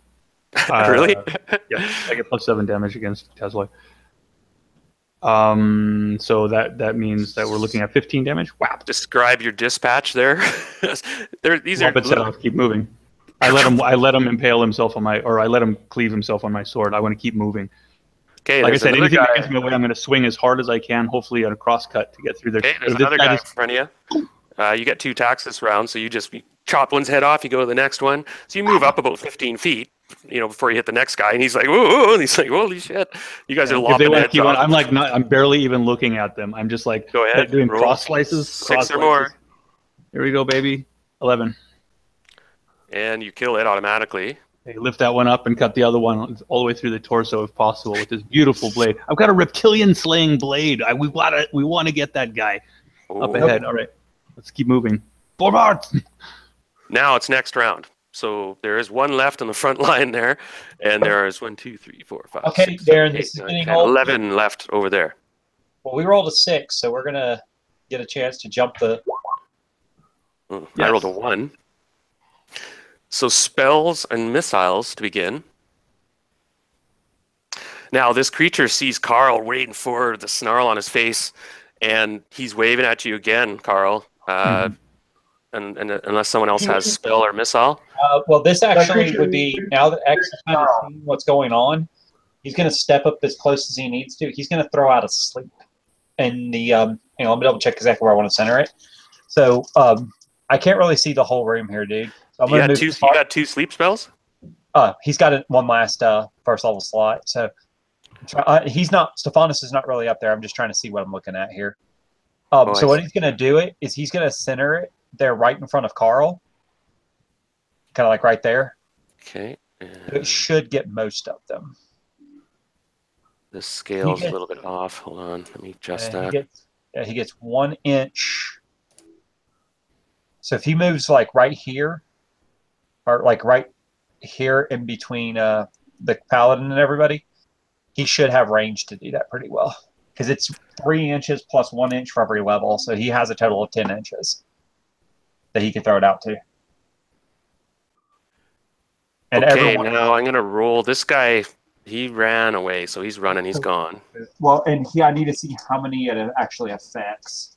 Anyway, so right. Okay. You said they're 1 hit die, right? Yes. 44 things. Okay, so I get 7. I get 9 of them. 9 hit total creatures. When you said he's gone, did you mean someone ran away and escaped the group? Yeah. That means they can catch up with them. Guys. So 9 of them go to sleep? 9 of them go to sleep. Wow. Well, the one that ran away also retreated because he was terrified. Yeah, he's going to pick up Stefanos if we're not careful, though, or he'll alert these. We can't let any of them get out of here. It doesn't mean we have to kill them while they're asleep. We want to stay good, even though. Now, will a dispel magic negate that? No, right? But the moment they get hit or jarred in any way, they wake up. So if you hit them and they don't die, they do wake up. Yeah. 1, 2, 3, 4, 5, 6, 7. Well, that's a very effective spell against. Mm-hmm. You can get up to 16 creatures at 1 hit die. Okay, so wow, you see a bunch of them slump over, like just they don't get saving throw, right? Nope. Right? Yeah. So you see almost all of them slump over. There's only one in front of Fairborn and one beside this leader guy, and he's looking around. And anyone else have any missiles or spells before they act? Wait, Did they get initiative or did we? They won. You guys won initiative. No. I got a 6. What did you roll? Oh, okay. Did I roll? I rolled a 4.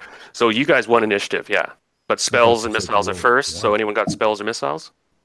Because this guy's gesturing again, and he's doing. Cast. If he hasn't been silenced already, I'm going to follow up with a hold person. Do you have to touch him, or what's the range on that? He is. He's over 40 feet away. No, let me have a quick look here. I'll be able to hit him before. I'll be able to strike and ruin his spell. But don't let that stop you from casting a hold person if you can. But I'll be able to hit him. I've got that lizard blade. He's only 40 feet or 30 feet away from me, and I have no armor. I'm unencumbered. This creature does have some magic resistance. I'll try to overcome it, but here we go. It's the range on it says 6 inches. I guess that transfers to 60 yards. 60 feet in the dungeon. 60 feet. He said he was over 35. Yeah, he's about 45 feet away from you. So yeah, he's in range.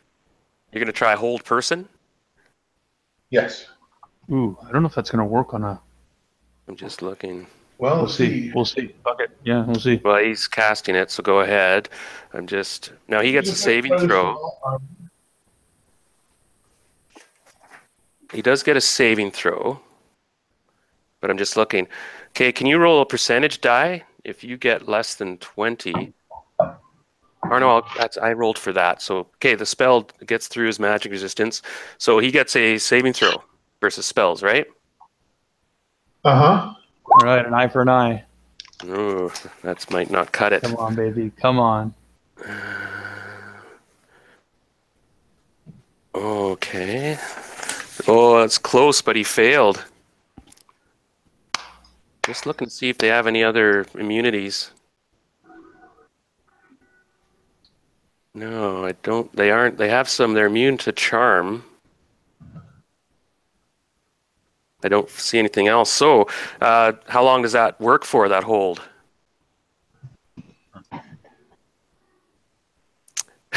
Boy, this combat might be really quick. That's Four the rounds. idea. It lasts for 11 rounds. 11 rounds. Okay, so he is held. So he's physically, he's restrained. Now, does he get to make a magic resistance roll every round for No.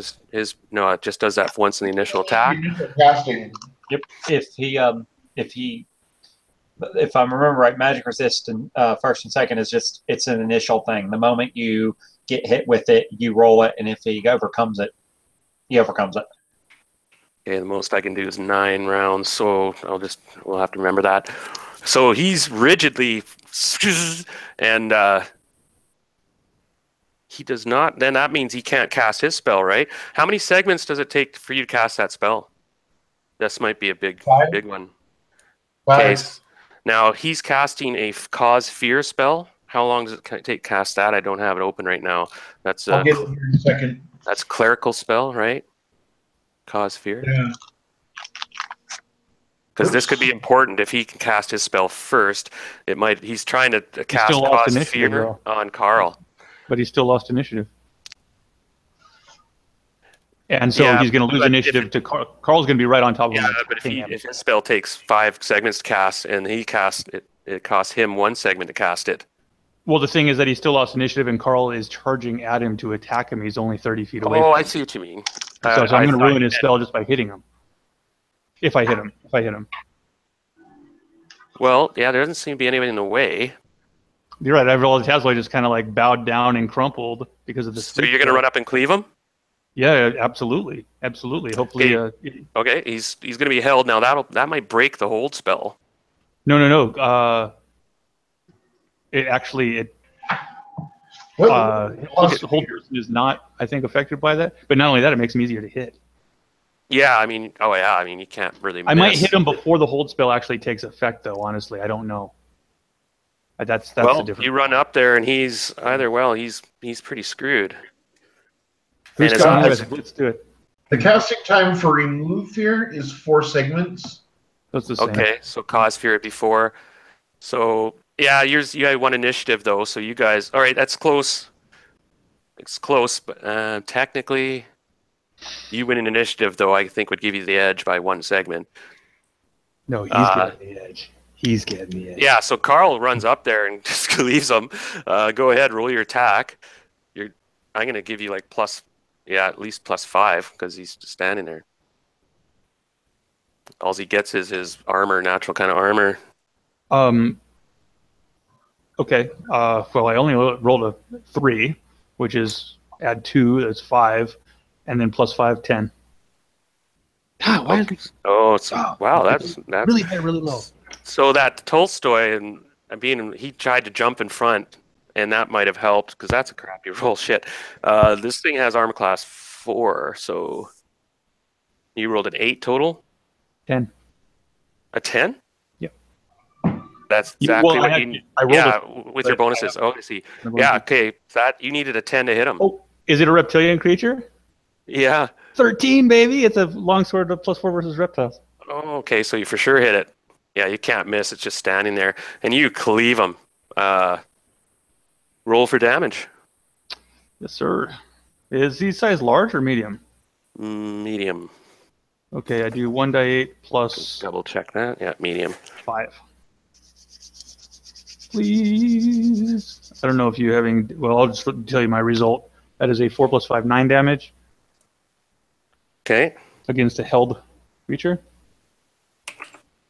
How does that work, anyways? Does anybody know off the top? Actually, a held creature can't resist in any way, and you can pretty much take it out in 1 round. Yeah, you can kill it, right? I would like to cleave vertically down into its reptilian skull, and I'd like to cleave it all the way to the tongue.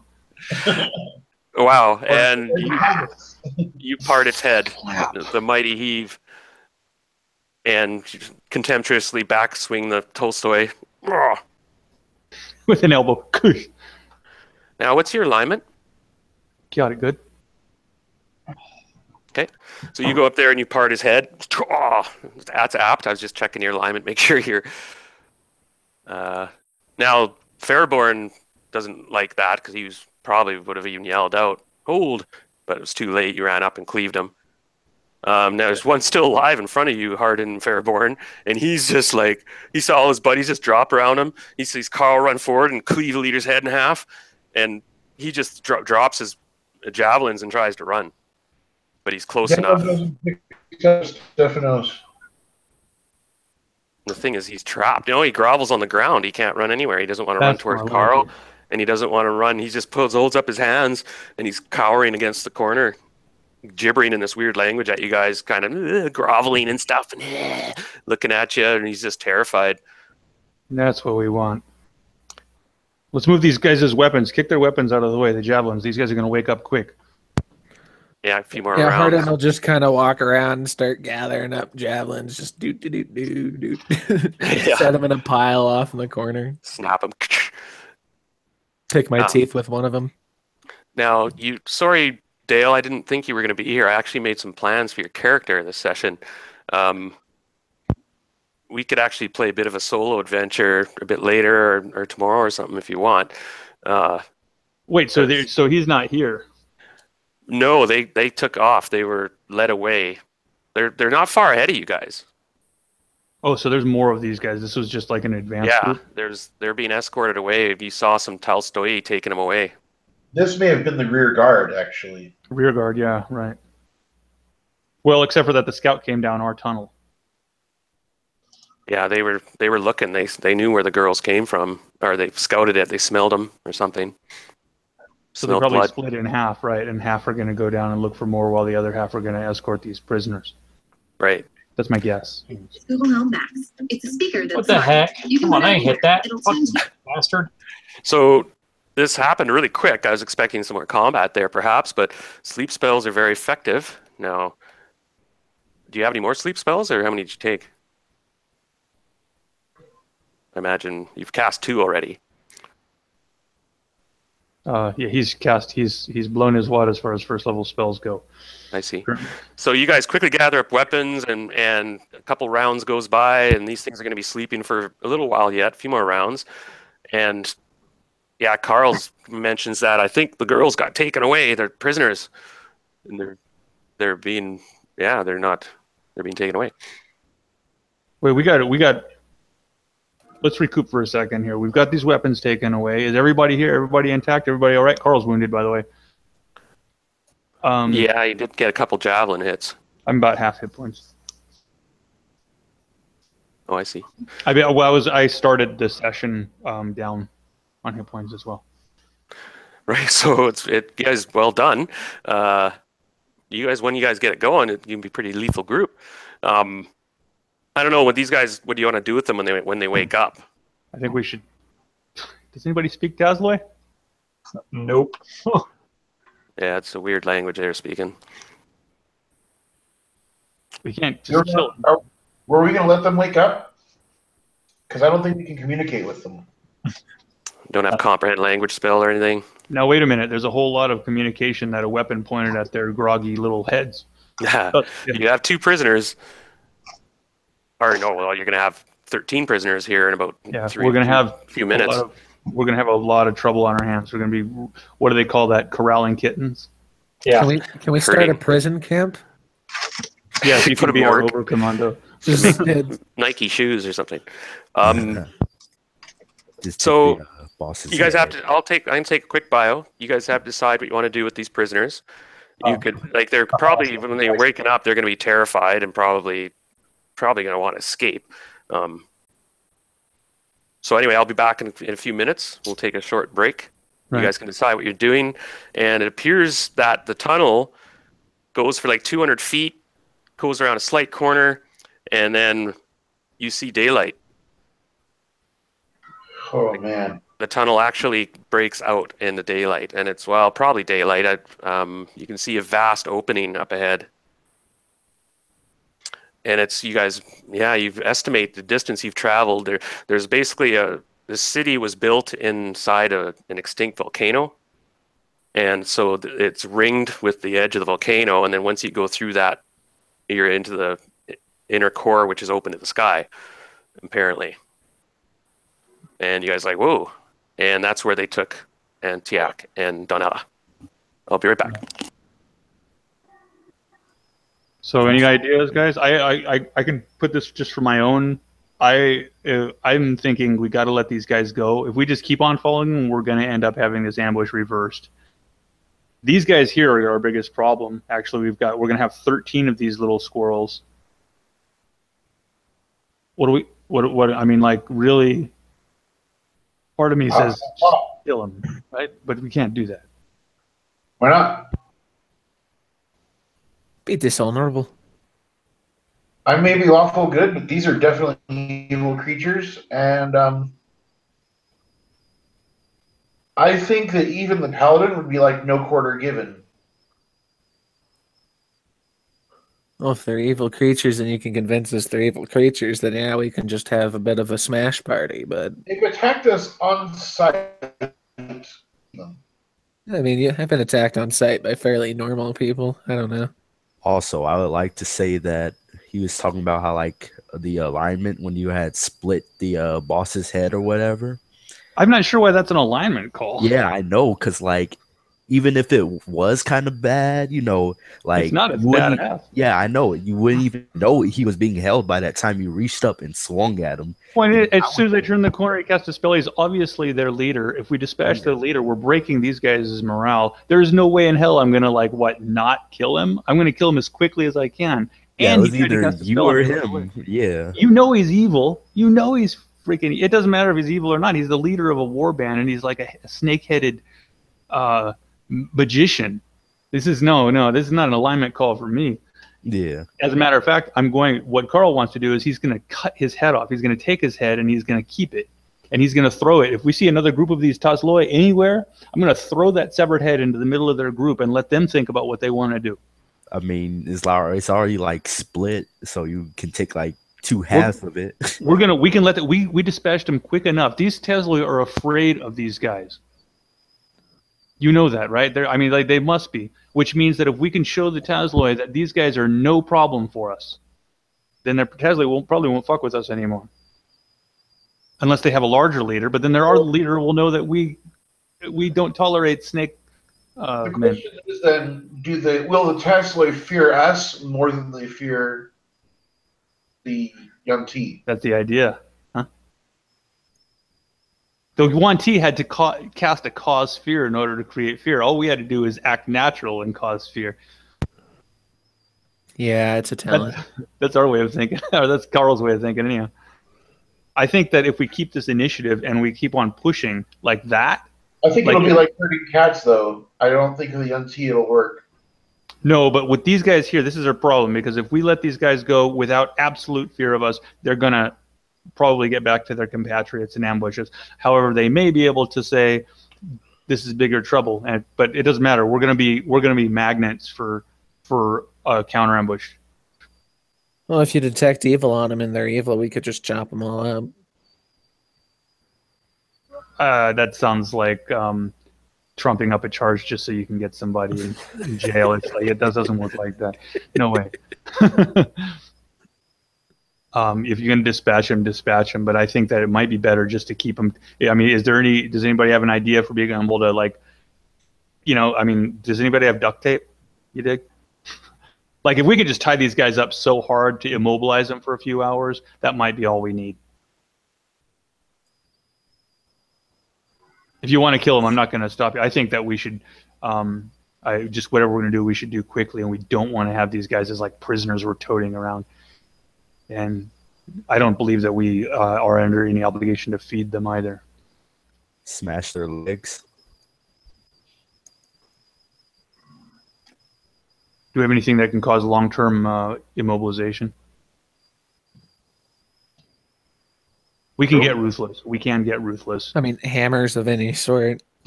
Right. What about that tunnel or the chimney that we almost went up? Well, given a torch and the axe, we could give him permanent immobilization. That's what I'm Just saying. a bunch of legless. Maybe the paladin and I need to scout ahead just for a few minutes. Yeah, between the Fairborn and Daniel, they really have if you're talking about morals and ethics, they have the strongest say in it. We don't want to do anything that's stupid, just like too cruel. Recorded. Yeah, maybe you'll catch which building they drag me in. I'll concede to whatever Daniel and Fairborn want to do. However, I'm going to take the head of that one. I'm going to take its head with that sword, and I'm going to keep it. Make a bag out of its own clothing. So we saw the vicious side of Carl there, but you check out this thing that you killed Carl, and you kind of get a shiver, and you'd never seen their like, but you'd heard rumors of the snake men, and the natives called them the Yantai, the Yoantai, and they said that they could come in different shapes and sizes and were powerful magic users, and they were greatly feared because of their spells. Of course, by the way, that spell was gonna. It says here in the module, and this is too rich not to tell you. He will attempt to polymorph the strongest-looking character into a pigeon. That would have sucked. And that's kind of permanent until you get remove curse or something like that.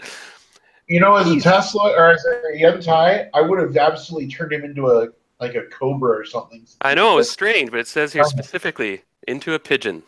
Maybe he wanted to eat him because he can.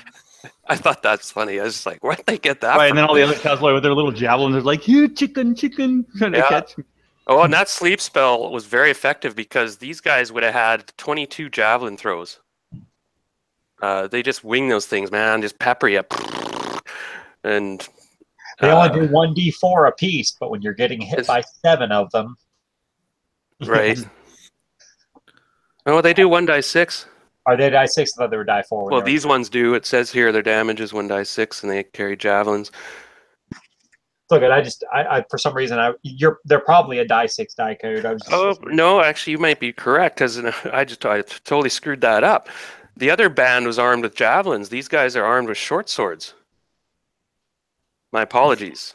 So that was odd because all the rest have been armed with javelins, but not these. No. These a couple that happen to have javelins did quite a bit of damage to me. Anyway. I guess so, yeah. Okay, but Points. water under the bridge. So you guys, have you decided what you're going to do now that these guys are going to wake up any minute? Brian? I was kidding. You're going to execute them all? We're deferring. I think that we've agreed, if anybody has anything to say about that, but I think we agreed to defer to Daniel and Fairborn's judgment on what to do with these prisoners. They're evil, like Fairborn. Fairborn says they are evil and should be. See, that word alone is the way we've been discussing it is these creatures have attacked us on sight to the death whenever we see them. They've kidnapped 2 of our companions. Right. Now, we're friends. They're probably regarded as favors. I would say we put them to the sword and be done with them because why? How have they Don't have to tell me twice. I start hacking them up. You don't crunch. All right, it's kill or be killed. You guys kill them in their sleep? Yes. Carl's going to focus on that Yuan-Ti. He's going to decapitate him and search his body. I got to make a bag out of part of its robe. Hey, Darren. The reason the reason I'm going to that route with the logic of it is, why would Fairburn charge into combat and slay them in combat, but then change they're defeated? He's going to kill them regardless. Chivalry, man, chivalry. Well, it's a tough call. I mean, there are some very ruthless. Hardin will be nice about making sure he just removes the head on each swing, so it's like no pain, no worries. Real quick. Yeah, I have to suggest too that I think that even in a chivalrous, you cannot expand upon chivalry with a Tazloid. Like it doesn't work like that. These are peasants that attacked a lord. They're like vermin. You can look at them. One does not. They're little rodents that attacked a lord. That's something you step on. Yeah. Well, it's done. You guys slaughter them. Jeez Louise. Okay. Thank you for doing that. It's a bloody mess in here, but you guys check out. You chopped his head off, he said? I want to take. I want to His chop head's his a head bloody off. mess. It's already parted down the middle. I need enough of it to be recognizable, so I'm going to take it as That low just as I means can. that just It's means not. No, you cut it in possibly half. twice. Remember, Then I'll take half its head. I mean, it's not really that big Side of a deal. profile. I will take half its head. Then it'll be a half lamb's head. It But the is a thing is, bloody mess. Like you, Okay. first of all, your sword cut went right down the middle. You parted its head that way, and so Mhm. it's horizontal and both directions. So you got two halves of a head. okay, Like I what said, I'm you I mean, his jaw was still there. He cut it down to his tongue, right? It still has teeth in its head, right? The young Actually- guy is, like I said, is dressed very exotically in these weird silks. Very expensive. Has some expensive jewelry on. You know, Darren, this is going to sound fucked up for a second, but But has, I need to check X's alignment real fast. So He's if- awful good. Crap, this is going to be rough. Actually, no, it's not. Yuntai, he can do this. He's going to go over and actually scale part of the Yuntai because scales. Wait a minute. Hold on. Whoa. Back up.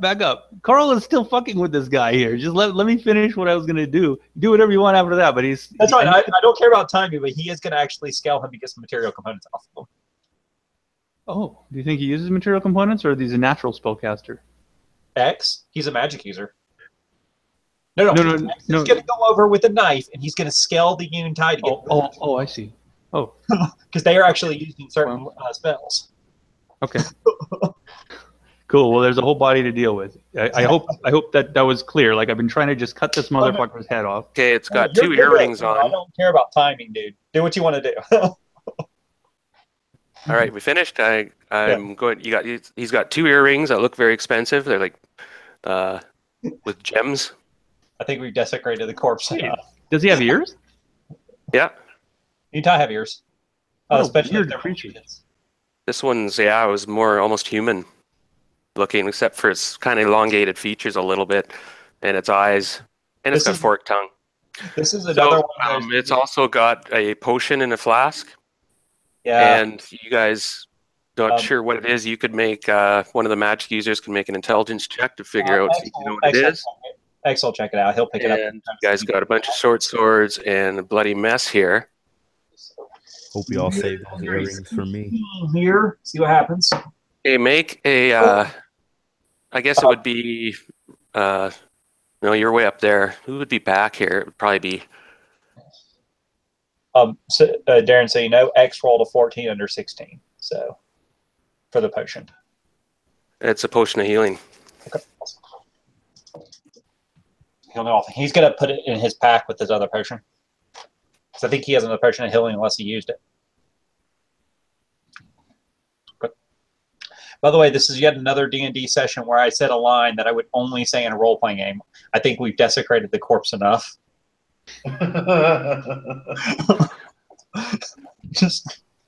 Well, you guys spend probably about 10 minutes here messing around. And you're done, the deed's done, and you guys do what you do and get ready to move out. And Stephanos is back over here, around the corner. Yeah, he just dropped my body, guys. Don't forget that.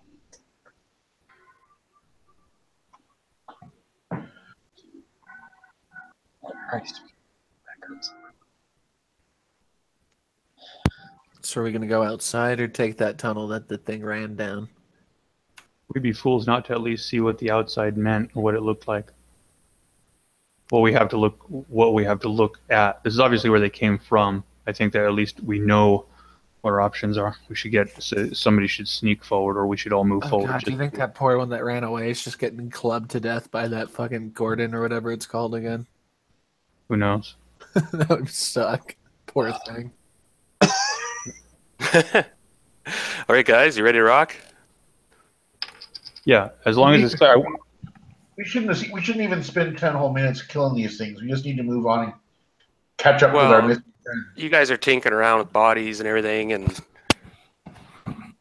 by the time maybe not that long, 6-7 minutes. And you have to go get Stephanos as well. So somebody going to go get him. About whether or not we're going to keep them alive. Pretty much, the concession was we're doing this, and we popped skulls as we went down the line, and we need to chase after the others because we may run into another ambush, but Okay, go ahead. Let's move out of this charnel house. Grab Stephanos. You carrying him again, Daniel? yes. Okay. Let's get going.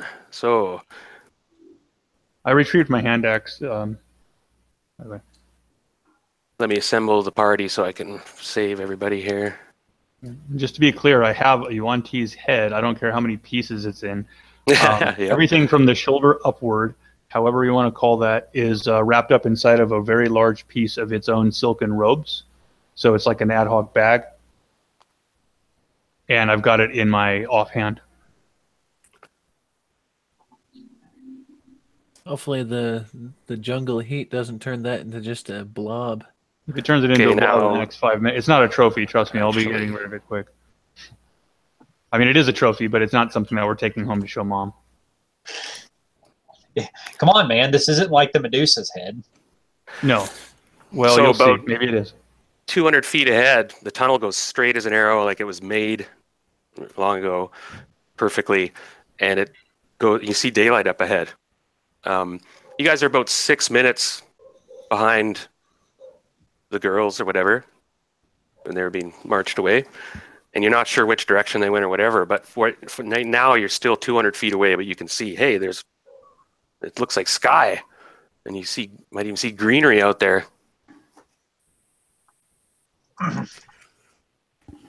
Is that the party?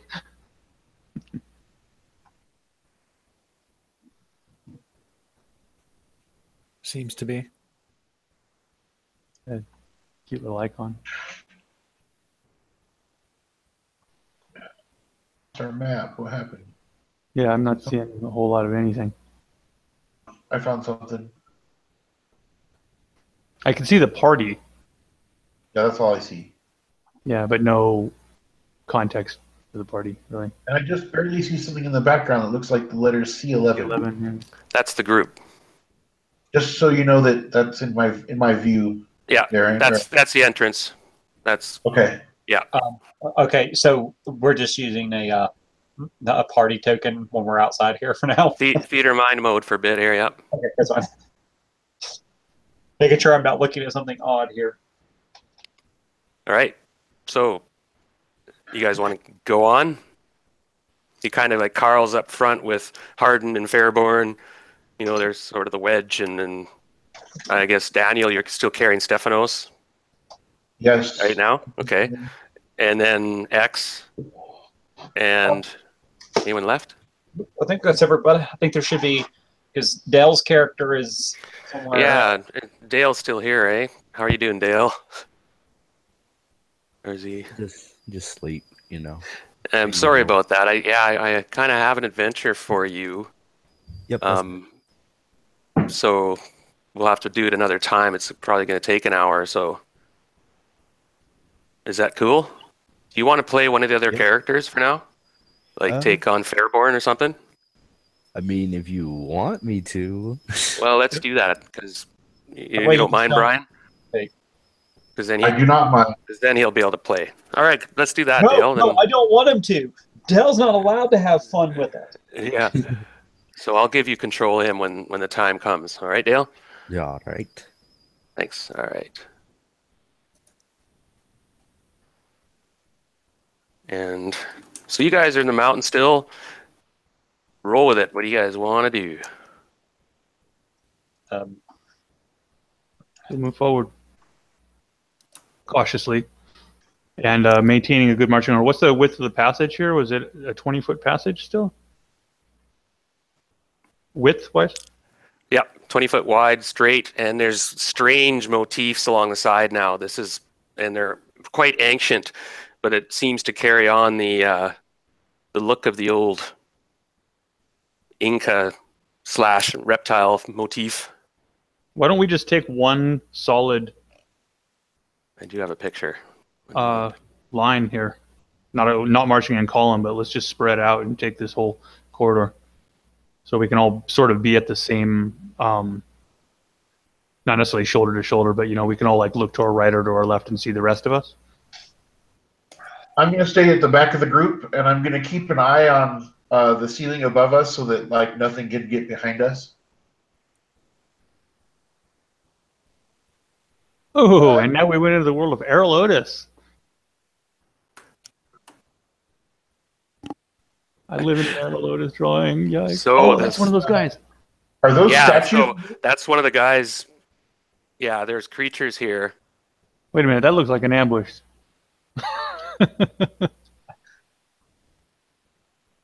So you guys have to. You see the city come open towards you, and you come out to the entrance, and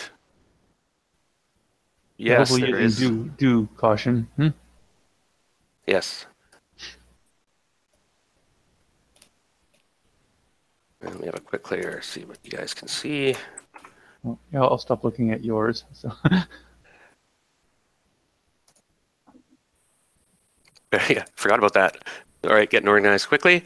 Let me see here. The passage opens into daylight. A broad avenue continues from the tunnel mouth through ruins on either side. The area is overgrown with weeds.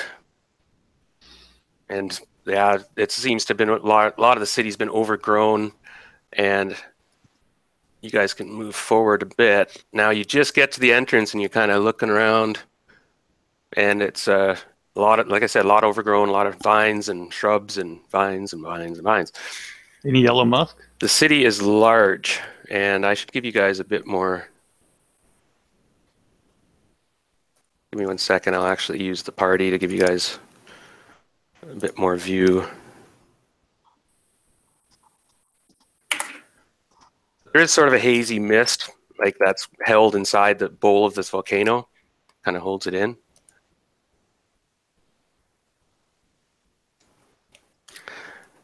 So let's see. There's large columns and stuff like that, like ancient ruins, obviously. There's tracks here, though. By the way, Carl, if you would have stopped and looked, and there was wagon cart tracks and stuff. Like this was a used road. That's where this is where something comes in and out, bringing things. So we intercepted probably a tunnel that was from the main gate. Yeah. If you guys would have went through the main entrance, you would have stayed on that, gone through that complex. And that's probably 2,000, 1,500 feet that you guys side shot by going through that natural, because that one gap was 700 feet long. And then there's another one 300 feet long. So you guys just bumped in, and then another 250 feet down, it was the city. Like, you're that close. And you guys happened, there was a large group, might have been just a war band heading out, maybe hunting you guys outside, because what you guys did earlier to the slave group that you guys ambushed and bushwhacked and back in session 1. Seems to be a theme. Yeah, you weren't there, but they took out a group of slavers that had a bunch of slaves, the natives, and they freed the natives and killed the slavers, and one guy escaped. And so they have kind of somebody saw you guys and escaped and probably told the superiors. Conjecture, but hopefully they think we're farther away than we are. Okay, now we roll a surprise roll. Oh, for fuck's sake! And yes, Carl, you realize it is an ambush. You're looking closer at the vines and stuff, and you can see that one of them just twists around and turns, and you can see this half snake, half monstrosity. It seems to be like a 25-foot long snake with the upper body of a torso of a female with arms, and the head of a snake. 3 for surprise. So no, we are not surprised. Shit. And I just want to point out how depleted we are on spells right now. I'm down to 1 first level with X. I'm down to a 2nd level and a 4th level. Maybe that 4th level would be coming in handy right around now. I realize almost half hit points too. Give me 1 second. I don't know what level spells exist. This is going to be quite an abstract battle. It's going to be a lot of theater of mind. I forgot to actually build a little custom map for this one, so all we have is that blurry version at the moment. Okay. I hope that's all right, guys. I did screw that up. I was going to do that earlier. It was one of the things I had on the list. But for now, we'll have to make do. Old school. Okay. You have a quick look here. Just give me one moment. Now you guys, Carl gives out this alert. And you guys have to decide now what you're going to do. Now don't take 5 minutes here. I'm going to come back pretty quick and you guys have to decide because you guys are being attacked. You guys were being cautious. You were ready and stuff. And neither of you surprised each other. They kind of, they were kind of waiting for you guys, but you guys took quite a while. So they were just, still waiting. And you seem to be ambushed. Well, I know what X is going to do. I'm going to make life a lot more complicated for us. Beautiful. What are you doing, you big fuzzball? Now, first of all, let me have a quick look here. Hardin has a very simple combat strategy, and it mostly involves hitting things with his axe. Right. You come from the old school of brute force. Yes, yes. Good. Well, if this is going to be, we're probably going to engage these guys at melee range. So I think that's going to be our best option. At least for us in front, right? Daniel's holding back a bit, which is thankful. We've got the paladin up here with us, though, as well. So we'll take the brunt of the ambush. Too, because I'm still at full health. I've taken 20 hit points of damage. I'm floating at 20 under right now. So, Well, we have a cleric, don't we? We also have a couple of potions of healing, don't we? Yeah. I'm trying to soak the aggro I can because I have a pretty good How much AC does and potion good of health. healing heal? 1d8 plus 1 or something like that? I don't know, actually. I don't know. Clue. I don't have my DM. Is it 2 die 4? Yeah, I could look if you want me to. I don't normally open I'm just DM's gonna guide unless I have permission. put some people in order here quickly in a moment. You guys I'll look at the When potion of it healing. comes to healing potions, I can only tell you 5th edition off the top of my head. 5th edition is wrong. That would Okay. be the wrong answer. Potion of healing. The entire potion must be consumed in a single drinking round in order for the liquid to restore 2 die 4 plus 2. That's 4 to 10. Well, So actually, yeah, it's the same. 5th edition is correct in this one. Oh, wow. There you go. well, one thing Mike Merles is on record as saying is, They actually got it right. well, one thing Mike Merles is on record as saying is that they did borrow pretty heavily from previous editions for things that worked. Of course they did, those plagiarists. Okay. It's not broken, man. Yeah. I'm just having a little trouble finding. Yeah, when you do that, you get 4th. Nobody wants that. Nobody. Nobody. Okay, almost ready. So we're going to do this quite theater of mind here. Old school. You guys are at the mouth of the cave, and you were just kind of investigating, creeping out, being real cautious. You hadn't seen anything. And then all of a sudden, oh, something's over there. And this creature is around one of these poles, which is quite a ways away. Arrows, slings. He's about 65, 70 feet away. You see this half snake, half human thing. And Pull you're back. Yeah, just pull back. What? Let's drag him into the tunnel. See what the hell they call him? He's not attacking. He's taking cover behind this column, but he saw you, and he's gesturing. He's going to cast a spell. You figure the way he's gesticulating and stuff. He's the only one you saw. Am I in Fairburn's aura? I am. Cool. So does anybody have? Oh yeah, X sees this thing. He's going to cast Summon Monster too. Ooh. And it's going to give me, hang on, I'll tell you how this all works. He's getting 5 2-hit dice creatures that will appear in 4 rounds. What a fucking clusterfuck. Okay. 4 rounds? 4 rounds. It takes 4 rounds for him to summon, but he gets Really? That's a long time from the summon. So Well, you maybe get, they long arrive in that cast. time. The summoning casting though is much shorter cast. time. The summoning casting though is much shorter time, isn't it? so you get busy. Yeah. The actual casting takes like 4 segments, but it takes a couple rounds for them to actually show up. Cool. Well, so we didn't just summon a bunch of vermin to eat our corpses. Right. Just looking for the right. All right, so you start casting the spell. That's your round. Anyone else cast any spells or shoot missiles? Now, Dale, you've got a paladin with a magic sword, and you think of him like a a medieval knight, sort of religious fanatic, lawful good. Plays, Get it right. Get it right. he's covered in blood at the moment, but it's righteous blood. So from my perspective, it's dangerous to close in without knowing what's there first, but it's also dangerous to leave him at that range, knowing he's a spellcaster. He has the range over my sword. Mhm. So You also give us an aura of protection while you're around us, though, which is useful. okay, you guys see the green circle? Yep. That is the area of effect of a spell. Oh, That's so B. all of us probably need to make saves on this, don't we? No, it's actually darkness. Oh, spells. wow. Great. So we're all blind. So all of a sudden everything goes black, and you don't see a thing.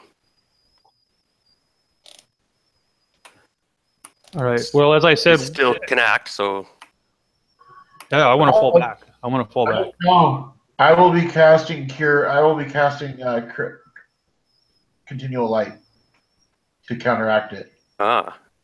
Does continual light actually disperse darkness? I thought it had to be like the equivalent of sunlight. It does. Or No, do you hold on a second. Continuous light. We have We're using it as our light We source. have multiple continual light wands with us already. That's right.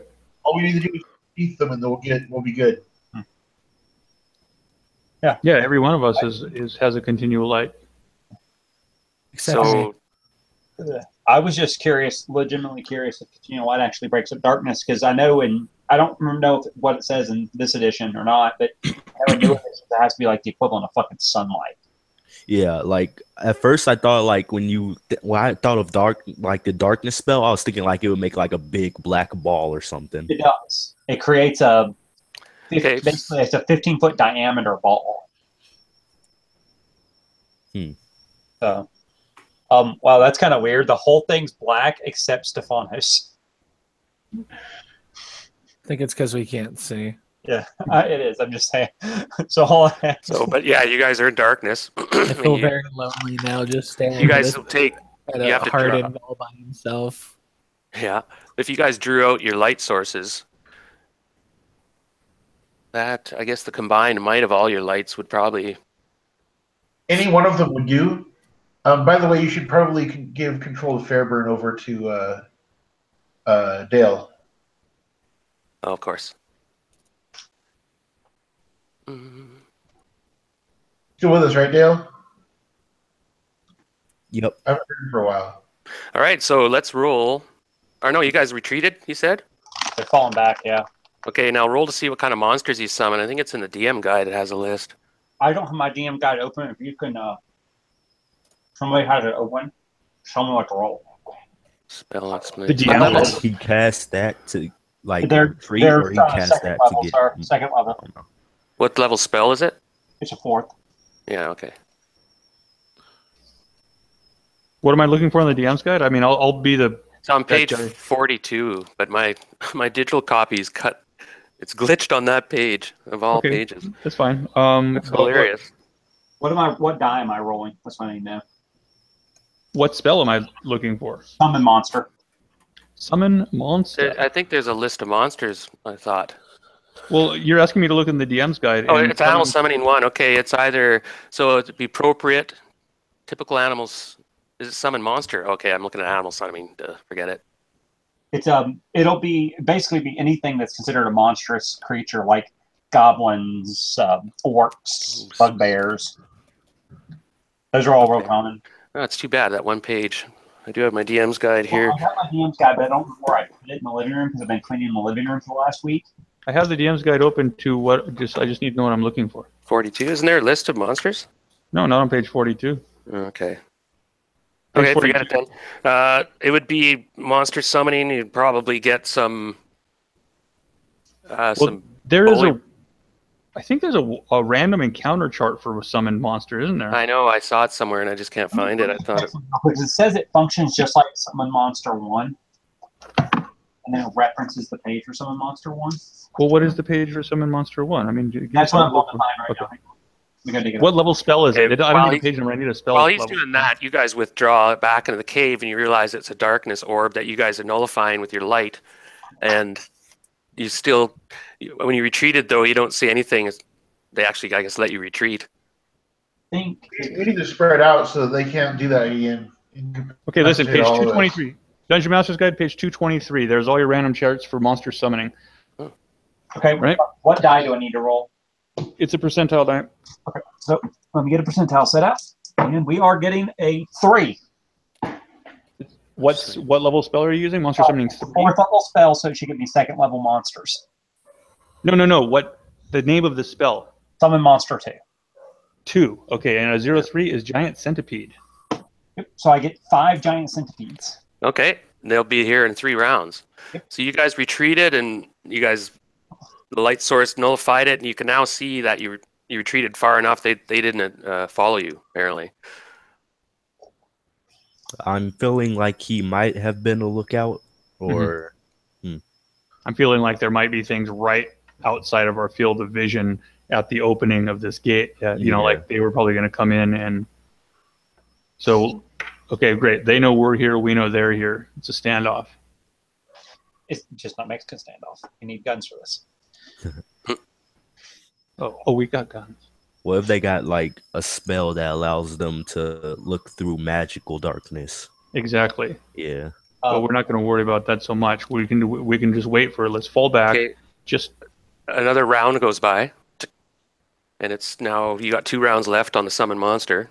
By the way, guys, just so you know, that's one of the reasons I actually like this edition, because in every edition of Beyond 2nd, up till 5th again, they've changed back in 5th. You could actually, if you cast darkness, you could see in your own darkness. Okay. That's not the way I would expect. So what are you going to do with Stephanos? You imagine you put him down, or you guys retreat further back? Well, he's casting a spell. He has to stay there. You guys are about maybe 50, 80 feet from the entrance, and he's casting that's a the thing. spell. The spell only takes like 4 segments to cast. You can walk and prepare it? Well, no, once you cast it, it goes off like normal, and then it takes. Oh, and then I got you. You don't have to sit there and do stuff. Okay, I got it. So you see this mist starting to form as these creatures start to shimmer. Yep.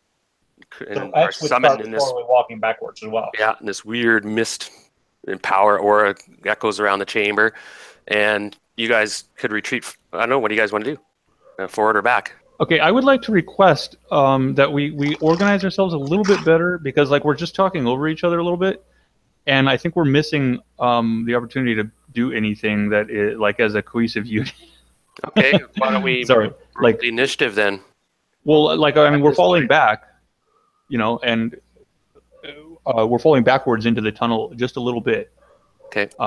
I believe, and I would like to, when we're able to, Carl would like to toss that head forward into the entryway, inside the silk wrapping, and ready his bow. Nice. Before we go any further, is there any sign at all of our friends that are missing? No.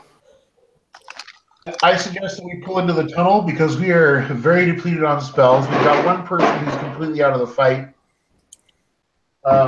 We don't have the opportunity. I don't feel like we have to take on a bunch of Yuntai in the city like this. Let the centipedes cause some chaos while we that will help Yeah. cover our withdrawal. Yes. Yeah, that's the only way I see this working well. That's exactly what we're doing. So the centipedes start to form, and then I guess you can command them or whatever. Yep, and I can command them. Basically, I believe, if I'm not mistaken, summon creatures act on my initiative. So they summon, they appear, but you don't see that guy anymore. I don't know if he went up there and took a look, or if anybody did. Yeah. Nobody moved forward. Okay, Well, so you guys just so- waiting in the tunnel. These Hang on. creatures, how long do they stay for? Give me a second. I'll check that. But if I'm going to send one of them forward just a little bit to see if anything's still in the tunnel. I got 5 of them. I will use them, right? 3 rounds plus 1 round per level, so 10 rounds. So I got you, a minute. you send them out the tunnel, basically. Go investigate. Yeah, Go see I what did. you find. Yeah, and if they, I don't think I recognize and stuff everything when they die, but guys, we're going to hear something if it attacks. We're Mhm. close enough still. So let's just kind of, I get a minute of just exploring this cave with them. Just looking for. I'm gonna have to use the old bloodworm for your centipede. Bit of a hurry. That's best I can find. Short notice. And let's stay as a group if we can, huh? Stay near that paladin too. Hit that bonus. Yeah, no kidding. Does, Okay, give me 1 second. I'll get your. does anybody notice that radius of the paladin, the protection from evil, does that help assist us in saving throws versus spells at all?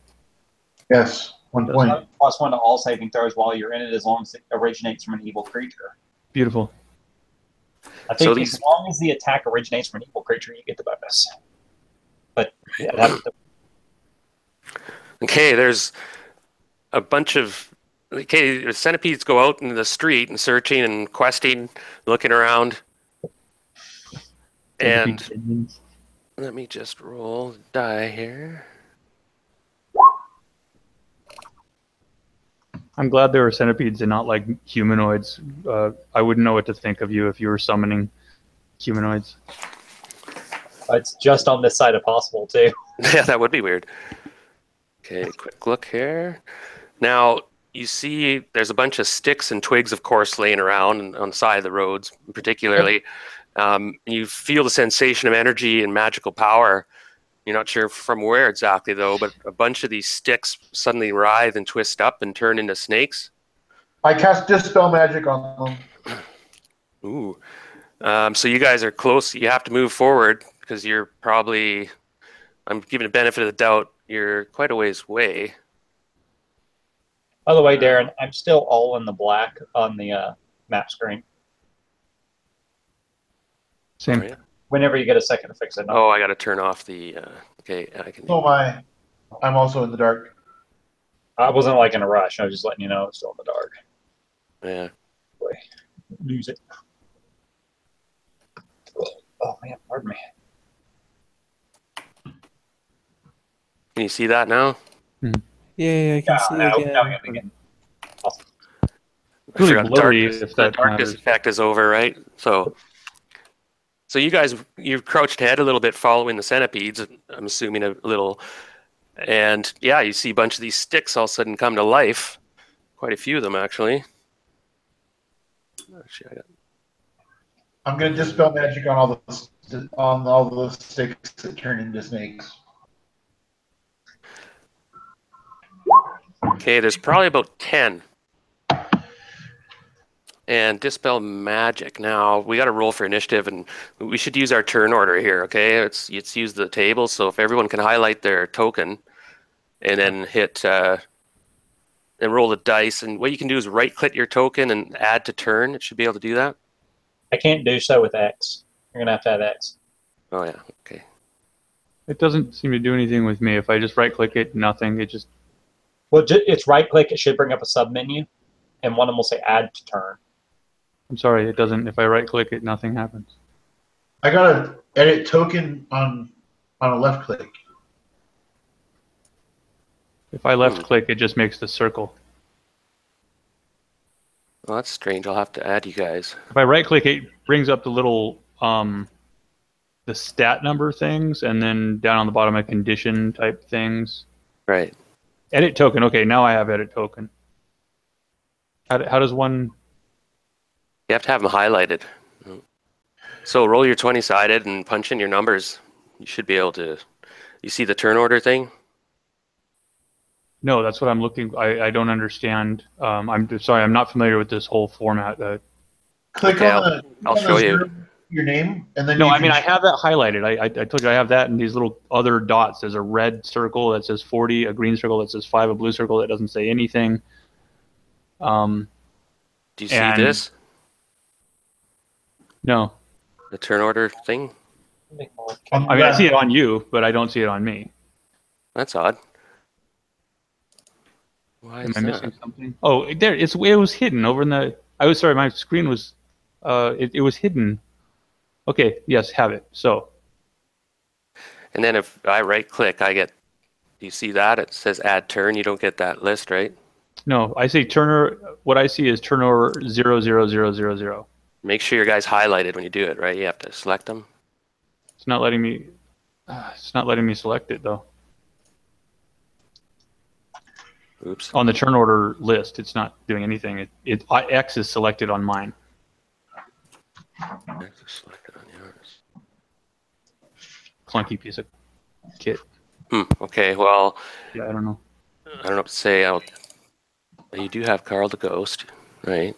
You're. Right. That's It's odd. just that for me, all of them are 0, and X is highlighted. It doesn't let me highlight anyone else. Well, I would just okay. Let's just use that for turn order, right? So actually, Okay. I should put. So it goes X, Stefanos, Daniel, Hardin, Carl. Right? No, I'm going to change it so that we're actually. The funny thing is there's a way to build a macro where you can actually hit it, roll your initiative, and put yourself automatically put you on the turn order. I just don't know how to build that macro. Pain in the ass. What happens Yeah. if I apologize for my lack of. Oh no, I'm just trying to figure something out a minute. Trying to figure out why Donella is not on there. That is very strange. I actually used to be very proficient with building macros. Yeah, me too. Hold on. It's not working very well for me today. All right. Well, we'll just have to proceed for now. There's the centipedes engage with the snakes. They attack each other. And there's this kind of epic battle goes on as these 3 centipedes basically attacking these 10 snakes and vice versa. Now, let's roll for surprise. So and we are only surprised on a 3 or greater, right? I thought we had withdrawn. Why are we outside of the cave mouth, though? Oh, you sent the centipedes in there? Yeah, you guys aren't. Okay, I didn't want to push you guys. You guys aren't entering. You guys are still in the mouth. Mm-hmm. So I'll let you guys decide. Let you guys play it. Oh, do you want? Well, I thought we just withdrew. Like when the darkness was cast on us, we just kind of like paused and slowly moved back while X had cast the animal summoning or monster summoning up ahead. Sure. To do their thing, right? But we fall back, so we're not sitting in the middle of. So you see the scrap going on. Well, hard to see it actually now because it's out there in the venue, quite a ways away. But you think they're fighting? Snakes are fighting these centipedes. It seems to be pretty even. I'm just going to roll generally for 1 attack from each side. Actually, X, you can roll for your centipedes. Did the dispel magic do anything? What am I rolling? Well, you'd have to move forward to cast that. You're back like 150 feet. What am I rolling for centipedes here? Sorry, I missed it. Just for attack roll, die 20. Oh, okay, then one. Yeah, hang on. Rolled a on a 4. I doubt I'm doing much. Yeah, they're locked in combat. Like probably a couple snakes get killed, and one of your centipedes will be killed, or by next round, just generically. Like I said, they're only there for a minute anyway, so they're going to start dissipating. You're saying? Yeah, they're killing snakes. Though I'm going to say, there were how many snakes I rolled? There were 10 snakes, so that's probably 3 snakes down. There's 7 left. All right. There's some scrap going on now. Yeah, Daniel, you're too far away to cast your dispel magic at the moment. So you guys are going to wait another round? I've switched to a bow, and I will, and I've tossed that Yuan-Ti head forward before we move back. Switch to bow, and if I'm going to watch the entrance, if anything comes within range, I'll fire at it. Roger. Again, it's that eerie silence. Oh, I'm not going to fire it at a snake crawling on the ground, though. I'm not going to fire an arrow at a little snake at 100 feet. That's ridiculous. Well, it seems they're scrapping. You can just make out writhing forms, and whatnot. Some of them are in the jungle a ways and some out of sight, but there's vicious scrap going on there. And it's now a couple rounds have gone by, so X, you can roll 20-sided again to see. Rolled a For 16. their attacks, basically. Yeah, I rolled a 16. So your centipedes kill a couple more of these things. There's probably about 5 left, and neither of your centipedes are killed. The other 2, and they keep fighting. And anybody want to do anything? Next round, it's third round now. It's round 3. I can make an entire marketing ploy out of this centipede on snake action. Yeah. So Brian, we'll start with you. Or you guys can confer quickly. It's you've had a minute to wait. Nobody comes rushing in the tunnel though, and there's no more magic as far as you know, except for the sticks turning into snakes. That was most likely a magic effect. Do you have to be at a certain range of your summons? Would I know of that? I don't believe so. Basically, they act on their own. They're independent creatures. They're not like mind controlled. Yeah, just the summoning puts them in the fray. But are they friendly with us? They are considered friendly to you. Yeah, I'm pretty sure that's true. And they're like animal intelligence pretty well, so they just attack or fight or flight. But they're magically there, so they just stay until they're dissipate or killed. And whenever they die, they don't actually die. They return back wherever they were summoned from. Could be anywhere in this jungle, so that's fine. Interesting. Okay, so you guys can confer quickly another round. Come up with a strategy and time. I still want to kill those snakes. They are a threat to us, right? Yeah, are they coming down the tunnel towards us, or are they just kind of writhing out there in the... There was at least one, and you don't know what it's up to. It's been 2 minutes now, which is quite a long time, and still nothing. And meanwhile, there's been this scrap going on out there. It's pretty violent. Well, centipedes seem to be stopped after a minute. Shit! Watch behind us. Watch behind us. Carl's going to turn around and he's going to look down the tunnel the other way. Continual light is still giving us our illumination. I'm going to look down behind us. Arrow still knocked. What is your perception? What is perception? That's your wisdom. Oh, 15 wisdom.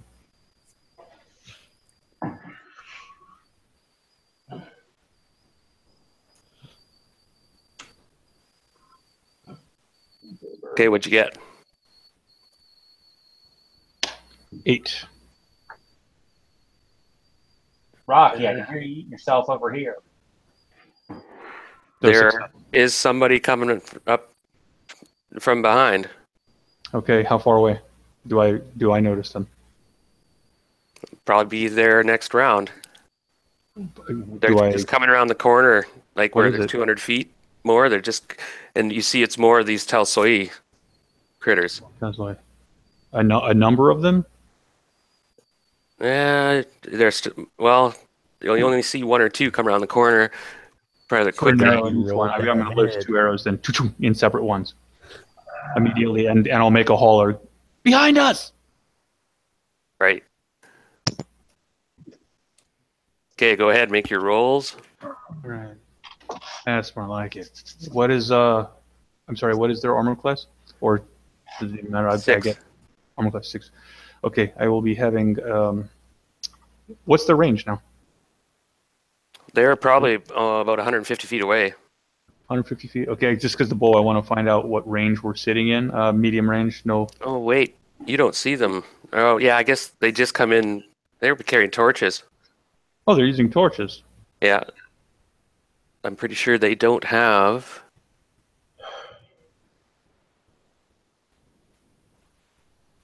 They have infravision, but it's up to. No, they wouldn't have torches on then. So they're probably about 60 feet away because you would see them just coming into sight, right? You're half elf? No, I'm a human ranger. Oh, so what do you guys have your lights out, right? Oh, so is that 120 feet or 60? Radius or diameter? That's a good question. I thought it was 60. They would see your light source, but you see that they're going to attack, like they're coming to attack. There's a group of them. Might be another large group. Who's a continual light caster? What's the radius on that? But you see a larger figure lurking amongst them.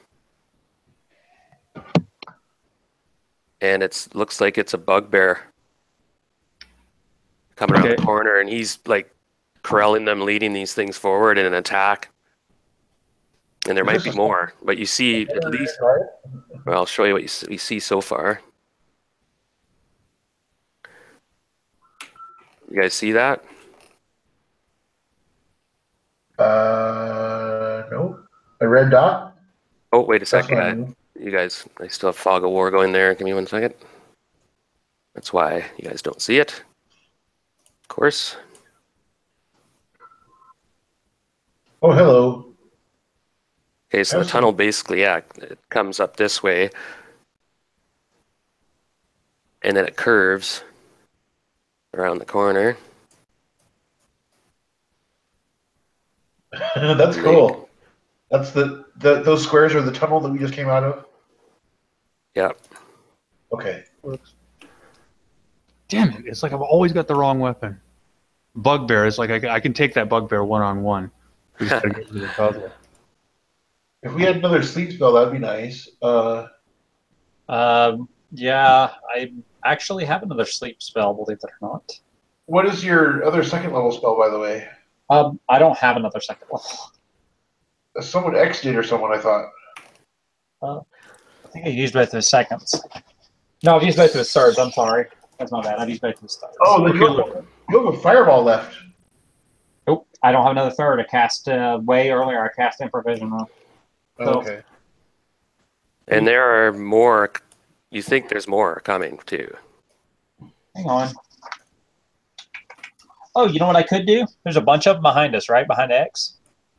Well, I could sleep them, or I could stinking cloud them. You don't have any more sleep spells, do you? I have one more thing first. Yeah, but you have to memorize distinct spells. You can't. That's the thing, though. This is the problem with not having his spell sheet. I don't know what he memorized or not. Yeah, well, yeah, some practicality. I mean, there's. I'll have to kind of do it on the fly. Be like, this is what I would have memorized for the day.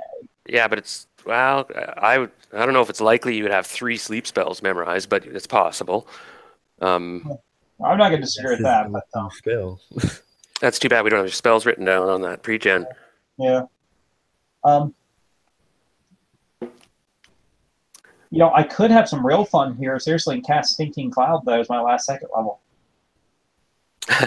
Well, decide what you're going to do, because it's on. You guys have... I'm gonna go, that's what I'm going to do. I'm going to do a Stinking Cloud. So, Darren, I'm on Stinking Cloud. I'm going to start it right here. It's going to stop right in front of X and Daniel. Hang on, let me draw it, because it's easier to draw here. Okay, so it's going to go right here to right here, and then from 1, 2. Oops, that's not straight like I want it to. And then here, and yeah, forgive me. It's supposed to be kind of straight, but that looks more like a fucking polygon. Everybody in that gets a saving throw, or they are completely immobilized by nausea. Well, hold on. We need to make sure that we're doing everything in order. Let's stay organized here. Yeah. This is a spell, so it would be. I have got a bow out, and I've already launched 2. I'm the one who's. No, I didn't. No, go ahead. Use that spell to plug the code once we leave. Or you would get your 1 arrow shot first. Yeah, no, you did. Yeah, I didn't realize you had your bow out for some stupid reason. Yeah, I'm the one who called out behind us. Yeah, I see him coming. I'm trying to go. Yeah. Well, I knew you were looking behind us. I didn't think about you having your bow out. That was my bad. Okay. No. You get your shot before he does anything. So yeah, go ahead. Sorry. Okay. Now I had originally said, you said I saw just a couple of Tazloi, so I said I put an arrow on each one of them. Saying I see a bugbear now, I'm still going to put an arrow. I'm going to put both arrows in that bugbear if I see it. What? Okay. If I see it. If I only see the Tazloi, I'm going to put 1 in each one. I launch 2 arrows, 1 separate ones. Okay. If I do see the bugbear, immediately 2. I'm just going to put both arrows in it. Yeah, you do fire one at you can get 1 at the Talsoi and 1 at the bugbear as he comes around a little after. Okay. You did shoot the one Talsoi, yeah. So go ahead. I'll take it. Okay. Anyone else have any spells, by the way? Or you're gonna have a minute to re. What's the distance? We never. I just need to know what range I'm in. About 55, 75 feet. All right, so I'm in short range still, so it's +1 to hit. That's all. Here we go. 17. Nice. Very nice shot. Oh yeah, Okay, that's so against the damage. Nearest Tazloy, and that is 1d6 plus 1. Butterfingers today. 5 plus 1, 6 damage. Oh, he's dead. Yes! He drops. Pleases me to no end. Okay. And you can shoot the big guy. Yeah. I would love to do that. I would love to put an arrow right in its chest. Yeah, this seems to be probably was a guard post down 18. south. Got alarmed by the runaway guy. Okay, so you hit him. That's a hit. Actually, +1 would be a 19. But, okay. And then I will also do 1d8 plus 1 damage, right? The giant class bonus for damage, is that only in melee, or is that with missile fire weapons too? Does anybody know right offhand? I think For it's Ranger? melee. I thought favorite enemy was in all types of combat. It's because of their enemy status, not Well, the term favorite enemy is not really a one term, is it? that's what it becomes. Let me I see. rephrase. Do you mind that I just check that really quickly to see? It'll modify actually quite a few things as far as my approach goes. Okay, we'll take a minute now. This is a pretty intense combat. I realized we're in a pincer movement, in a way. So bear with me a moment. I'm just moving some tokens around and such. Okay. I'm a bit out of practice. I can tell I haven't got everything's ready, and anyway, enough excuses. Okay, it says melee combat only, so the arrow is not going to be doing that. Any sort of like +7 damage. But here you go. Against the bugbear, I hit it with a 18 plus 1, 19, and I do 1d6 plus 1 damage. +1 because it's that short range specialization bow. 4 plus 1, 5 damage. There we go. Now we're clear on that. I'm marking down my arrows as I lose them. 5 damage, you say? Yes, sir. Okay, he hits it. Ugh. And this guy, he just hits him in the side, but he just keeps coming, and he has this huge axe in his hand. It's a bugbear. They're pretty big. He's like 8, 9 feet tall, these guys, right? Yeah, they're pretty big sometimes. They could big, throw ugly weapons, bastards. too. And there's might be more coming, but you hit him. Now you cast your gaseous spell, right? Okay, so everybody that gets caught in it, the bugbear and those 4 guys, all That's need the to make same throw. saving versus poison, or they're completely immobilized. I see. We're going They to do. They do get to trigger the saving throw each round they're in it, though. The bugbear makes his save. Okay, awesome. So he's gonna be okay, but everyone else. Okay. And that's miss. So the 4 dudes are affected. The last thing X wants to do after he casts that is he's gonna run up and he's gonna get behind Daniel over there, because he doesn't feel like dying when that bugbear comes charging. True. Okay, so the all ones that are these affected by guys, stinking cloud are like they just start retching, or they pretty they're much nauseous. neutralized? They start feeling, so the way the book describes it, it smells like stinking rotted cabbage. and just like tear gas them, kind of. Yes, pretty much. Now, the ones that are coming up behind, they stop. Like it's physical big cloud, right? A magical purple, Oh yeah, it's like a stinking greenish, putrid orange, cloud. green yellow cloud. And this bugbear, he plows through, and he's going to attack. But who's he going to attack? Because remember, X ran away. Well, we've got Hardin up there. We've got Stefanos up there. We've got. Actually, he's too far away. He wouldn't be able to move and attack this round. So I'm going to roll a morale check here a minute. Make sure he doesn't run from the spellcaster. Which he makes. Yeah. And he's going to run forward, probably in a kamikaze run. Now, the rest of these guys stop up short. By the way, Darren, that cloud only lasts for 2 turns. 2 rounds. 2 turns or rounds? Rounds, not turns. Sorry. Okay, so it's, they don't take damage, though, right? No, it just immobilizes them completely. By the way, they also have to make the save the round after they exit the cloud as well. So Again. Yep. All right. Now, anyone else got any missiles or spells? You guys can see this cloud. They're all coughing and retching and stumbling around. The Tasloy, they'll be there next round again. Yeah, If it can slow them down, dude. Let's missile them to death while the other ones run into the cloud. I'll keep my.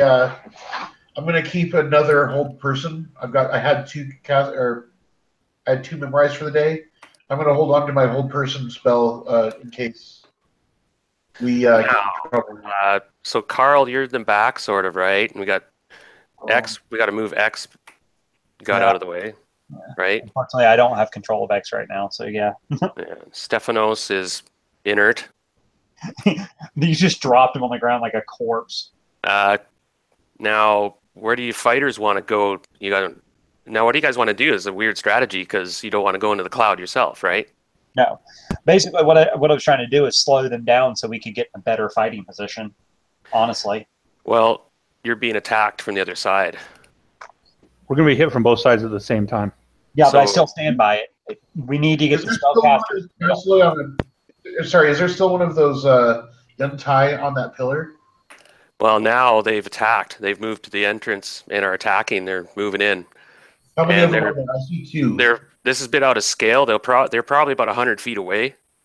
It was about 100 feet away, the entrance. I'm going to try to hold them once they arrive, but I'll let the rest of my companions deal with the others. Daniel, you and I will take care of the 1T and let Hardin and Stephanos take care of the ones coming up the tunnel. A question for somebody who can answer. And they're gesturing, like these Yantai, both of them are, they're casting. If anybody can answer this question for me, anybody know what level Ice Storm is?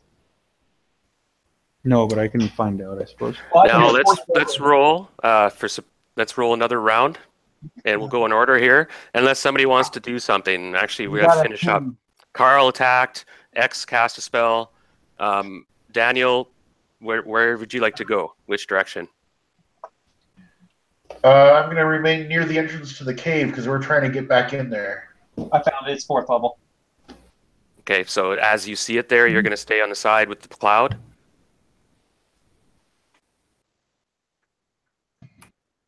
I'm sorry, ask again? Are you going to, which side? Because you guys are now being attacked from both ends. And so do you guys have to deal with the guys coming from behind, the Yantai, or the bugbears and the Talsoi, who seem to be held up for a couple rounds? Daniel and Carl are going to face the Yanti, and Hardin and Hardin and Fairborn are going to be taking our tunnel. By the way, if you're wondering why I was asked about Ice Storm, X actually has a scroll. So question, Darren, do scrolls act at the same time as regular spells? I think it's the same amount of segments to cast it as the spell itself. Well, I'm not talking about an initiative. Do they go when normal spells go? Oh, scrolls, that's a good call. Or would I need to do that during a normal initiative count? You do it in a normal initiative count. Well, normal spells are supposed to be done like that too, really. But, yeah. You do it on initiative, and it takes as long to read as the spell does to cast, as long as you are familiar with it. That's why I was curious about how this is going to shake. So it's the next round now. Does anyone have any actions finish up? I just asked Brian. Go ahead. You said you were just going to move and engage the Yantai. I'm going to agree with Carl. We'll deal with the Yantai since the others behind us seem to be contained. Yeah, I think the two fighters can handle the bugbears. And we can, with this arrows, for the next round, or any Yantai that looks like he's casting a spell, I'll try to hit him with an arrow to fuck the spell up. Both of the ones outside are casting spells. Right. Well, hopefully we can gain the initiative on spell that I can use. Did you say both of them are they close enough to be encapsulated by one dark silence 15-foot radius? Yeah, actually. Nice. Then they screwed up. I'm going to hit them both with the silence spell. Okay, and they're probably in range. They're about 60, 70 feet away. That's a bit out of scale here. So what I'm going to do is I will focus it on one of them, so if they stay together, it'll affect them both. Right. Yeah, but have it on one of them, so at least one is kind of stuck with it. Yes. Cool. Maybe they won't figure that out. All right, so go ahead. They get a saving throw? Do you want me to roll their magic resistance, or? Yeah, that too. Actually, no, I'll roll that. Okay. Give me a second. But yes, they do get a saving throw. Oh, If oops, that was. they make a saving throw, then it stays targeted where that person is. But if they fail the saving throw, it stays stuck to him. Both options are good. Okay, I actually rolled 300s there. I'll do that again. Hold on. Oh, that's close. That was it. Okay, doesn't quite. It gets this guy here. Oops, I don't have my right thing selected. It gets this guy here. And it disrupts his spell. And it's Ooh, going to stay. that was a good move. Now he does. You said he gets a saving throw actually if it stays to him, right? Yes, right. Okay. Otherwise, it will remain in that area. That is a pass. He made a saving throw, so the effect is going to stay with him, and he realizes something's wrong. He's silenced, right? And his spell is blown. Yeah. So yeah, and this guy has. One appears a man-like except for his scaled skin and distorted snake-like head. He looks a bit more snakish, but he's very, very humanoid. And the other one was the half snake with snakes protruding from his shoulders instead of arms. So did my casting that big wad of severed Yuan Ti head have any effect on these things at all? Even psychologically, if you can have psychology. I'll be honest with you. You threw my friend's head in front of me, I might be angry. Well, I just wanted to let them know that we are not inexperienced with their kind. Yeah. Oh, it probably enraged them. Yeah, definitely. Good. That's the spirit. Good. There appears to be just two of them, and that silence worked and disrupted their spells. Well done, because that could have. It's spells are strong in D&D, so we're gonna keep up. Okay. What are our paladin and our dwarf up to? Yeah. Let's keep going. Sorry about this bogged down, guys. I was gonna move to that other side of the hall to get ready to face the bugbears and shit. Yeah, mosh. They're giants too. You get +4 on them. On your defense. I'll move you up. Okay, that's Harden. Sorry, Harden and Danella. Dale, are you gonna? Where do you want to go? Yeah, I'm gonna move up there. So move me slightly so I'm in that nice little. God damn it! I just want to pretend I'm in the area effect of his circle. Hold down Alt when you do that, and you can be precise. It's just locking you to the grid. If you hold down your Alt button when you do that, you can custom move. Right, there you go. Yeah, I just want that. I want that bonus from the from the paladin. And you guys just, as long as you can hold these guys off, So Fairborn is moving up with. Paladin, if these guys are evil, I think I have a -2 AC. Well, not only that, but I think at least against the bugbear, they're one of those dwarf versus creature. I think they're considered a large. Yeah, you get +4 in your defensive bonus. Oh shit! So I'm at -6 for the bugbear. That's awesome. Take him on all by yourself, dude. Oh yeah, I would just have to be next to Fair. Just cause as much hell as possible inside of it. I'm just stand there with my you guys need without it. Okay, let's start from the top. 1v1. 1v1 the bugbear. Let's roll initiative now for the next round, unless anyone had anything left to do. Last round, you guys are just kind of waiting, right? We might actually lose initiative here, guys. I only roll a 2. Oh, I see. Oh, look, we're tied. Everything's happened at the same time. All right, so we'll let you guys go first, but these guys realize they're highly intelligent, these creatures, so they attack you guys. They move forward. This round, they're going to move forward and cast. Just so you know, looks like they're rushing forward to engage. And casting spells. I have my whole person spell ready again. This one guy. Oh, you're gonna do hold person? You got that again? I'm gonna be I'm gonna be throwing one arrow into each of them too, which should disrupt their spells as long as I hit them. I'm gonna be casting an ice storm, so everybody. Whoa. Where are you casting it? Hold off on the ice storm. There's only a couple here. It's inch per level, so I can get up to 7 inches away from myself right now. 1, 2, 3. Sweet. Yeah. Okay. So I can actually cast it right here, and it's an 8-inch diameter. Jeez.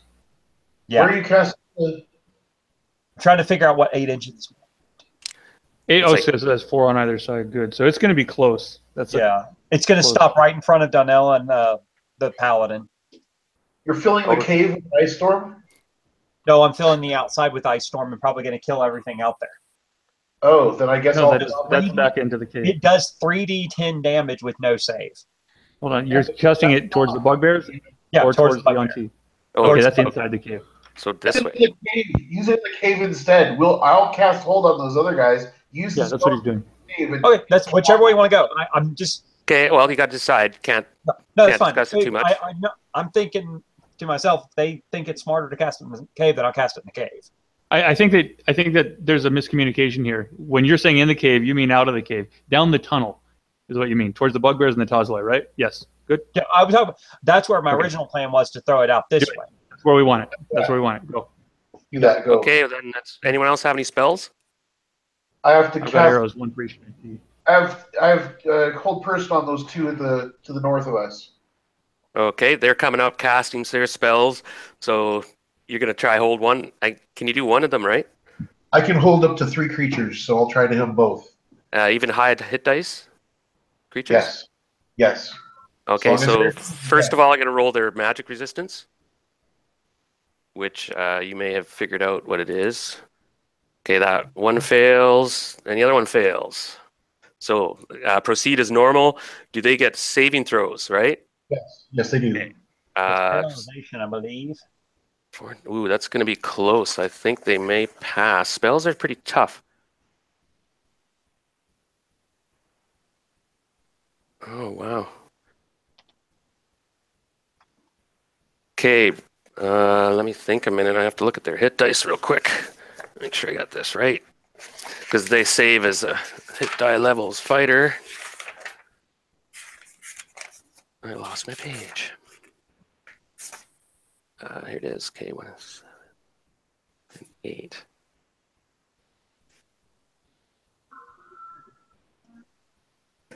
$13, 7 and 8. Wow, they both made their saves. They needed a 13s, both of them. Very nice. Ouch. I had to make sure of that because I was like, oh man, they just made it. All right, Carl, it's up to you. 1 arrow on each of them. Okay, fire away. Okay. Zip, zip. Here we go. I will. What are the range now? Sorry about that, dude. It's out of scale here, so just give me a heads up on what the range is. Oh, probably about 60 feet. Copy that. All right, I get +1 to hit, and that's that. First one, roll 13. I'm not sure what armor class I'm looking at. You are looking at, holy cow, very good armor class. What'd you roll? 13. Yeah, we rolled total. And that's with your bonuses? That is a total, like 12 plus 1 for my bow. That's a miss. Missed on a 13. Okay, let me roll the second one on the other. Yep. I don't know which one is which, but I'm trying to disrupt their spell casting. 11. Yep. Nice. 11-year-old? Sorry. Now, the other one doesn't have as good armor class. You can tell. It's more of a magic user type. The other one seemed more of a fighter. The guy with scaled skin and distorted snake-like head, and he's got a large halberd. Oh, well, shit, dude. I thought they were both casting spells. Yeah, he does, though. He has an innate spell he can cast as he moves, but he used silent. Okay. Well, either way, for the magic using one, or the smaller one without the halberd, I rolled a total of an 11 to hit. That's it. Ooh, just a hit. That is a hit. He doesn't have as good AC. Good enough for me. That'll disrupt whatever spell he was intending on casting. Oh, right. Yeah, because that's the magic-y one. He's got... That was the intention. And it worked again. You disrupted his spell. Damage. All right. How much? 2. 2 points. All right. 46. Good job. Yep, that's enough. I'm sorry, guys. I'm not really on my best form today. You're all good, dude. Don't Brad. Bit, bit Butterfingers and brain's not thinking quick enough as usual. Darren, I have to forgive you because I'm missing things because I'm only like half alive. Yeah. Well, thanks, guys. Appreciated it. So you hit the one disrupt his spell, and the other one you missed. Now he's just running forward with his halberd to attack. Do you want X to go ahead and drop He cast a protection from good on himself. Very nice. Protection from good on himself? Yeah. Do you have another dispel? I do not. And he's going to run forward to attack Daniel Carl next round. He'll be there. All right? Writing down Stephanos and drawing my... And the other one's going to cast a spell, it looks like. I just fucked his spell up. So Yeah, so this round he's done, yeah. Daniel is just going to like take Stephanos, put his shoulder into him, and like throw him like 2 feet sideways while he gets his ass down. he's gonna have so many concussions by the time he gets. Now this huge cyclone of cold energy goes flying down the cave, and this blizzard effect gets more louder and louder and surges, and you can see X. He's doing this heroic pose, gesturing. Oh, that's awesome. So if I center, hang on, guys. This huge flow of energies coming from his fingertips, turning into instant frost and snow. So guys, it goes forward. Center it on this guy right here. It's going to go 4 up, 4 down, 4 to either side. So I'm going to catch literally everybody. Nice. They're all taking 11 damage. No save. Yikes. I just killed like everything out in this area. Nice little effect there. So that area effect basically, wow. So you snuff out all these Tolstoy are trying to run forward, and they have limbs snapping off. They're freezing. Giant head breaks off as a guy falls over. He shatters. And you see some that are just stuck upright as snow instantly builds up and covers them in ice. There's probably about over a dozen of them that are just obliterated. And there are 3 bugbears, actually 4 altogether, that were coming, and they take 3d10 damage, you said? They take 11. No saving throw. Oh, sorry, I got that button going again. They're all taking just straight 11. I mean, I just blew my wad on that fucking scroll, but that was worth it. Right now, it decimated all the Tolstoy are dead. There's at least a dozen you could see, but there's more further down because you can hear your blizzard effect going down. It's being funneled down the tunnel. In the confined space, it's just moving forward, and you realize it could have been tricky if that tunnel would have ended or something. It might have been a blowback, but it just keeps blowing down that tunnel. And that bugbear dies. That was in the Thinking the cloud. path. he goes down. I just saw something. The stinking took 11 damage each, you say? Yeah, that stinking cloud very well may dissipate because of the wind. That's up to you. Yeah, it's going to dissipate. Yeah. After the effect is over, it'll start melting and stuff, but the actual effect sure worked. You see that there's no Tolstoy left alive, and the 2 bugbears that are still alive are severely frostbitten and stuff, but they're like, and they kind of they turn around and actually I'll make a morale check. Tough. No, they book, they run. But by the way, Darren, Traditionally, the somatic component to this spell should be a fucking middle finger. Sorry, what were we saying, Brian? traditionally, the first use of magic in a combat is grounds for a morale check. Yeah, they failed. On the Yeah. opponent's part. Oh, yeah. That side collapses. Like you just obliterated that. They had nowhere to run or hide. I mean, the whole tunnel has just been turned into this frozen inferno. Anyway, cyclone. Better They word. were like, I didn't know we were fighting an arc wizard or something. Oh yeah, they're Well, done. that means that frees up both the paladin and the dwarven warrior too, doesn't it? I mean, well, at least to be able to keep an eye. Yeah, it's like you guys are like, holy crap, and X is just like, there's like steam coming off him and stuff. He's like, whoa, Move aside, knaves. that worked really well. Well, he burned that scroll, but damn it, that was a good use of burning that That's scroll. the good of it, because we're between a rock and an anvil right now. Yeah. So I'm saying, so that was definitely worth the time and energy to do it. You did clear out. And that was all totally like in accordance with the Christmas spirit. These two guys made their saving throws, and they do see that something happened. They can't really make out for sure, but they're going to keep attacking another round because they're assuming that their ambush is paying off. They were waiting for the rear guard. So it's anybody want to? That kind of nullifies what Fairborn and the dwarf is kind of looking pissed off. Like, what? Shaking my axe like, ah. Where's my fight? Okay, so now you've gone, X is gone, Carl's gone, Danielle's gone. Now just it's Fairborn and then Harden. Pardon me. Orban. I got mixed up with the words. That tunnel is either running away or dead. Yes, very much so. Yeah, they're all dead and frozen. And grumbles and turns around and starts moving towards the one. How far can I get? I'm having a lot of fun with these two guys. The magic users are putting on a fireworks show here. Good. Hey, shock and awe. I want to turn back and charge up back to the front. That's exactly lines. what I'm doing. Just fuck it. Ah! No front lines. Yeah. Okay, no time for thinking. Yeah, well, this one with the halberd is going to be tricky as fuck. I think you guys should just bum rush them while I distract the one that's in the back with arrows. Let's to keep roll the spells next. down. Sorry, Ian. I should let you finish. I was just going to say, let's roll initiative a minute. Next round. Next round? Make sure y'all had this aura. I rolled a 3. I rolled a 6. So you guys have the initiative, and spells are being cast. The guy in the background is casting a spell. Question: Did the bugbears actually get away completely? Not completely. You can tell that they're kind of recovering this round, and now they're fleeing.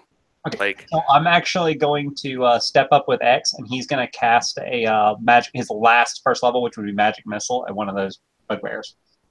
Oh, you blast him apart. He's just turning around and trying to run, and let's see how much damage I do to him. Get the collateral. He had 3 hit points left. Yeah. Okay, so he does 5, 9, 13, 16 points of damage as he turns to run away.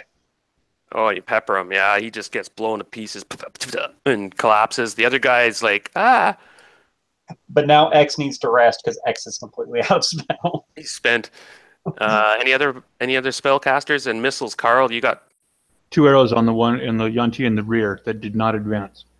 I can answer their question in a second. Are those Yuan-Ti both going to be up here with me and Carl in this round? No, this guy's back. He's back 50 or 60 feet-ish. It's a bit out of scale. Okay, and then what is the dwarf's armor class? The dwarf. Oh.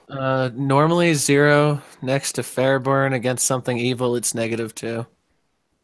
And Fairburn's armor class is what? It's like -2, I think. It's or -1. It's. Okay, that means I want to throw a protection from evil spell on Carl because I know his is not that low.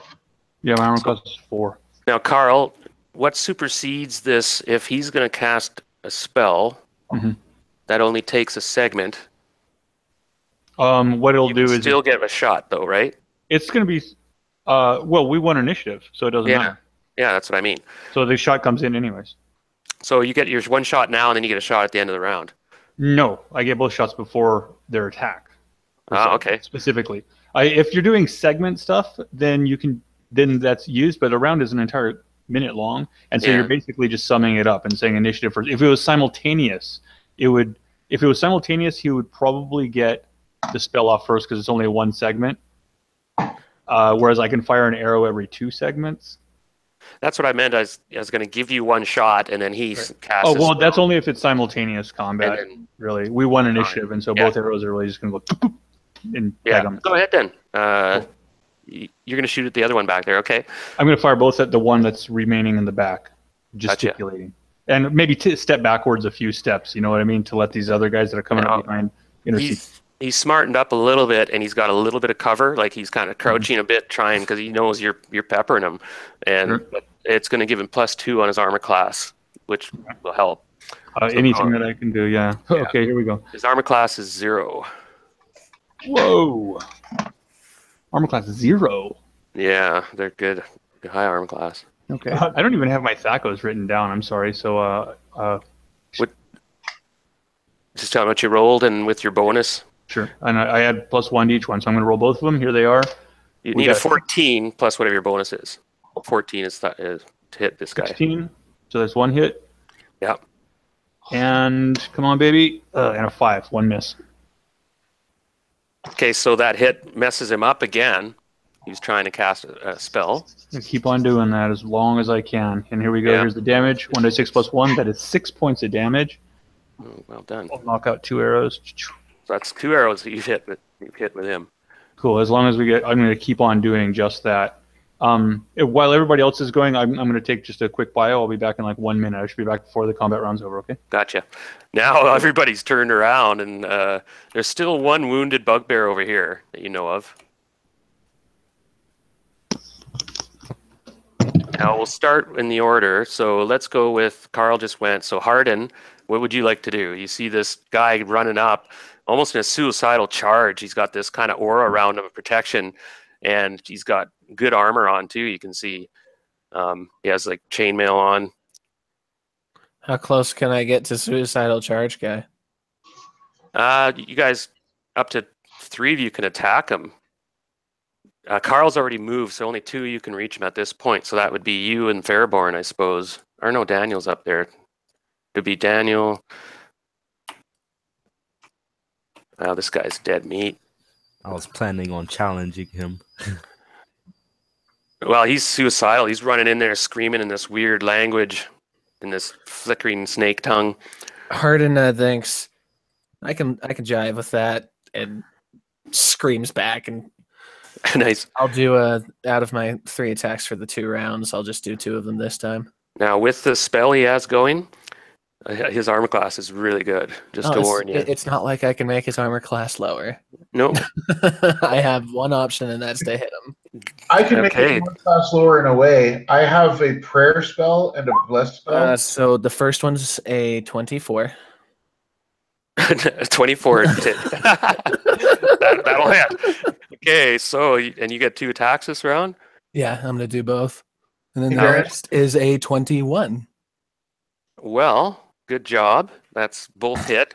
You had to get 17s, by the way. Jesus. This guy's got -3 armor So class. I need to roll a 12 because of my +5. Yeah, still good odds. This guy's wicked. That's why he's so suicidal. He's just, but you just wham. Yeah, so Hardin recognizes the suicidal charge. He uses the suicidal charge.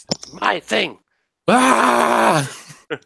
So damage, please. That's this guy's gonna be hurt. And that'll be 2d8 plus 10 altogether. Ouch. So I'll just roll it all at once. They're not large creatures. To make life easier. Oh yeah, gotcha. Go ahead. 2d8. Ouch, that's a lot of damage. Oh, Yeah, 20 so points. 20 altogether. It's not a large creature. I don't think you get 2d4 or 2d8. Yeah, that's all together. That's both the hits. Oh, gotcha. Because Okay, I rolled a 24 and a 21. 20 damage? Mm-hmm. Yeah, so +5, and then the 2d8s. Gotcha. And you hit him good. He didn't expect that. You wound him pretty gravely, but he's tough. He's got quite a few hits. And he just keeps his attack on. So we'll move to Donella. You step forward with Frostbrand. Or no, Flame Tongue. You got the sword, right? Yeah. And who's got the sword that is against reptiles? Carl does. Okay. Carl does, yeah. So That's Dale, why- you get 2 attacks on this guy as well. And your basic 2 hit is you have to get 17, but you have your bonuses, which are pretty high. Yeah. I think you got +2 sword. You're proficient. You're +5 to hit at least. So go ahead, roll 20-sided twice. All right. So first one, I'm going to do like an /. Ooh. Scrapes off his armor and his magical field. All right, and my second one. And now that I've brought my sword up, I'm going to come down. Yep, the old combo. Oh, nope. Ooh. Okay, roll percentage die. Oof. Whoops. Okay, there's no grave error made, but you do have two awkward slices, and it just bounces off. It works. I guess that protection from good works particularly well against paladins, because he just kind of shrugs, ting ting, both of them off. Now, You need to visit a whorehouse, laddie. Danielle, did you cast a spell? No, you didn't cast a spell, did you? Oh yeah, you were going to cast protection from evil on Carl, right? Yeah. Evil on Carl so that he can get toe to toe with these guys. Okay, so if I'm correct, it's the auntie's move now, right? You guys have all gone? I believe so, yeah. Yeah? Yep. Okay. So the other one is he running away. frustrated with me? Yeah. The other one's running away, but the guy with the halberd, he gets 2 attacks, really. So he attacks twice. And he's going, I'm going to just roll. Oh, okay. Ooh. That's a fumble. RNGesus is not kind today. Oh, and he snaps. Oh, wow. He totally drops his weapon. Did it just bounce off my shield? Yeah. And he tries, in frustration, he goes to bite you. And doesn't work well against plate mail. Backhand his face away. Our heavy chain. So he utterly flops and drops his weapon and realizes that it's not going well. But he That still seems to be suicidal charge is starting to look a lot more suicidal. a bit backfire. Now this guy back here, he's gonna. You're not sure what he's gonna do. Let's go to the next round. I guess everybody's gone. So roll 6-sided. I rolled a 6. Kyle's on that. Oh, sorry. Sorry, guys. Yeah, I rolled the complete opposite, so they're going first. We're very. I'm pretty sure you just got a coin that says 1 and 6 at this point. I'm almost on the same side. I'm the one fucking rolling the die. Okay, this guy realizes that they're losing this battle, and he's running away. He flees. What guy? Into the ruins. He's going to try to. He's going to flee into the ruins. Hey, Darren, since we've got a second, I got to let Dummy outside real fast. Yeah, you bet. This battle's sort of wrapping up. This guy's still in his frenzy, though. He's still attacking. So wizard guy runs, frenzy guy is going to try and kill us. Gotcha. Yeah. So, Carl, do you have your bow out, right? Correct. You can shoot at this guy, but he's kind of in cover and whatnot and fleeing. So you'll be like -3 if you want to take a shot at him. Or But he'd have a +2 because he's attacking from the rear. shoot him in the back, yeah. I don't see any reason why I shouldn't, actually. Let me let 2 more arrows off on him. Murder him. Before he does that, I have a spell to go off that would affect his rolls. If I do a prayer right now, he gets a +1 to hit and a -1 to his AC. Does that take a round to cast? It does not take a full round. That's not the bless, right? Prayer. Okay, so I could do bless as well. Why? Does it matter? bless takes a round to cast. No. That would not be usable out of combat and doesn't matter. So Don't worry about it. Let me just run there. Save your spell. Yeah, go ahead, Carl. He's firing his arrows. I mean, yeah, let's just do it. We got like one little window right there. Just don't worry about your spells. Save them for this guy. Don't let this one get away. This halberdier. Here we go. 2 arrows. Mm-hmm. I'll just give you my roll, and you tell me because I'm not sure exactly what bonuses do you want on that. Your base roll you need a 14. So whatever. Okay, so you need 11 to hit him. You need 13, 11 to hit him. Okay. And that is a miss with a 3 and a miss with a 5. Oh, he's lucky because he was a bit wounded, but these guys are pretty tough. They got quite a few hit points. If it makes you feel better, he's probably hissing for his mommy right now. Nice. I heard it. I can translate Ophidian. And he slithers off. Now there wasn't a huge secret. The alarm has been raised. Maybe. Actually, I'm not going to play that. I'm going to make some rolls to see how that goes. But he disappears into the ruins and foliage, and I guess his buddy here is buying time. And he's still attacking or whatever. And anyone have any spells they cast on this chap or any missiles before he attacks? No, he's just gonna try. My last two spells were chant and prayer, so I'm using one of each. Last round I did chant, and last round I did prayer. This round I'm doing chant. Okay, and that will give you bonuses, right? +2 to hit, -2 to AC, and +2 to all saves. Altogether. Okay, so this guy's gonna. Goodbye. In desperation, this guy just launches himself at Fairborn and is another suicidal bid. Well, you guys just all get your tax on him. I'm gonna roll. Just give me a second. Does he like chip tooth? Oh, he breaks his teeth off, and basically he'll lose initiative next round. I'm starting to think they didn't send their best at us. Oh boy. I'm hoping that they did. I'm hoping that this is the best they got. So go ahead, line up and attack this guy. I feel bad for him. Who wants to swing first? Actually, I wanted to grapple him. Oh, really? You want to grapple him? Just crunch. Well, you got your sword out. I'm going to grapple him with my sword. You'd have to put your sword down or away. Oh, I can't like wrap it like I don't know. Whatever. No, you can hack him with it. Okay. But, cause as much damage in as little time as possible. Well, did you want to subdue him? Or what's your point of grappling with him? Like you just want to, let's have a wrestling match, or I want to like hold him, and then like the dude could just chop him while I'm holding him. Oh, nice. Well, like I said, you got a shield and a sword. That would be funny though. Yeah, I mean, if you're equipped for that, because you can try to subdue somebody. Meaning you can hit them with a flat of your blade, and you'll do, and then they just go on. Weapon is one-handed. Mm-hmm. Okay. And you got a shield, so you got a big honking shield and a huge honking sword. And you're a paladin, and you're basically a blender. I'm gonna give him a quick beat down with my shield. Okay, so you get a proficiency bonus with that. So you get your strength. So I'll give you you plus. What's your bonus on your shield? It's +1 shield. I'm pretty sure so. Something like that. So you'd be +3 altogether. Your strength +2, +1 shield. So go ahead and you can shield bash him. The Nice paladin hit. shield is not magical. Mine is magical. Oh, okay. So that might not be a hit. Actually, that's going to be close. Oh, that's just a hit. You need is.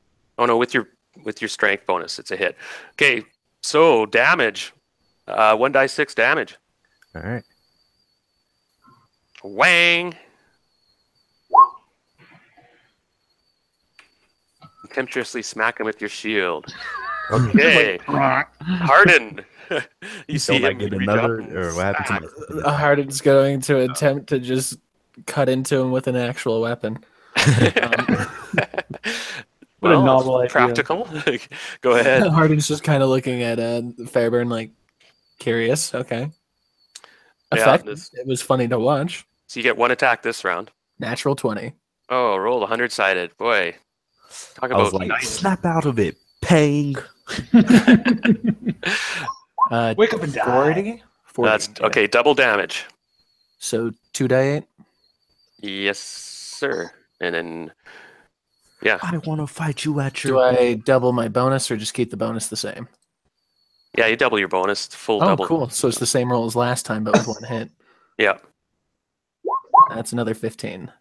Oh, he's still alive. This guy's tough. Oh boy. Unti, how the heck you pronounce it? Yeah, I get like a second attack or something. I already used my second attack. Yeah, I'll go Only back. with your proficient weapon. Oh, I thought you said I was okay. Well, not with a shield. It's Oh, it's yeah. combo with your sword, but it's your normal. Your main weapon is that honking Yeah, sword. that makes sense. All right. Yeah, and no, don't get me wrong. I didn't mean to discourage you. If you want to subdue or actually grapple somebody in the right context, it's apt. But and if you want to take a prisoner, or if you want to, you're right, or something. But this guy's frenzying out. He's So not. I feel like I've just been hacking into, because I'm short and he's big, hacking into his like abdominals. Yeah, It's he's, starting to look pretty gnarly down there. Okay, anybody left? So Daniel, he cast a spell, or no, you didn't end up casting a spell, did you? So you can attack him. He's probably going to go down. Yeah, I'll take my swing since I've got all the bonuses up that I can do right now. Okay, so he has -3 armor class. Your base to hit is 17, so whatever bonuses you get on that.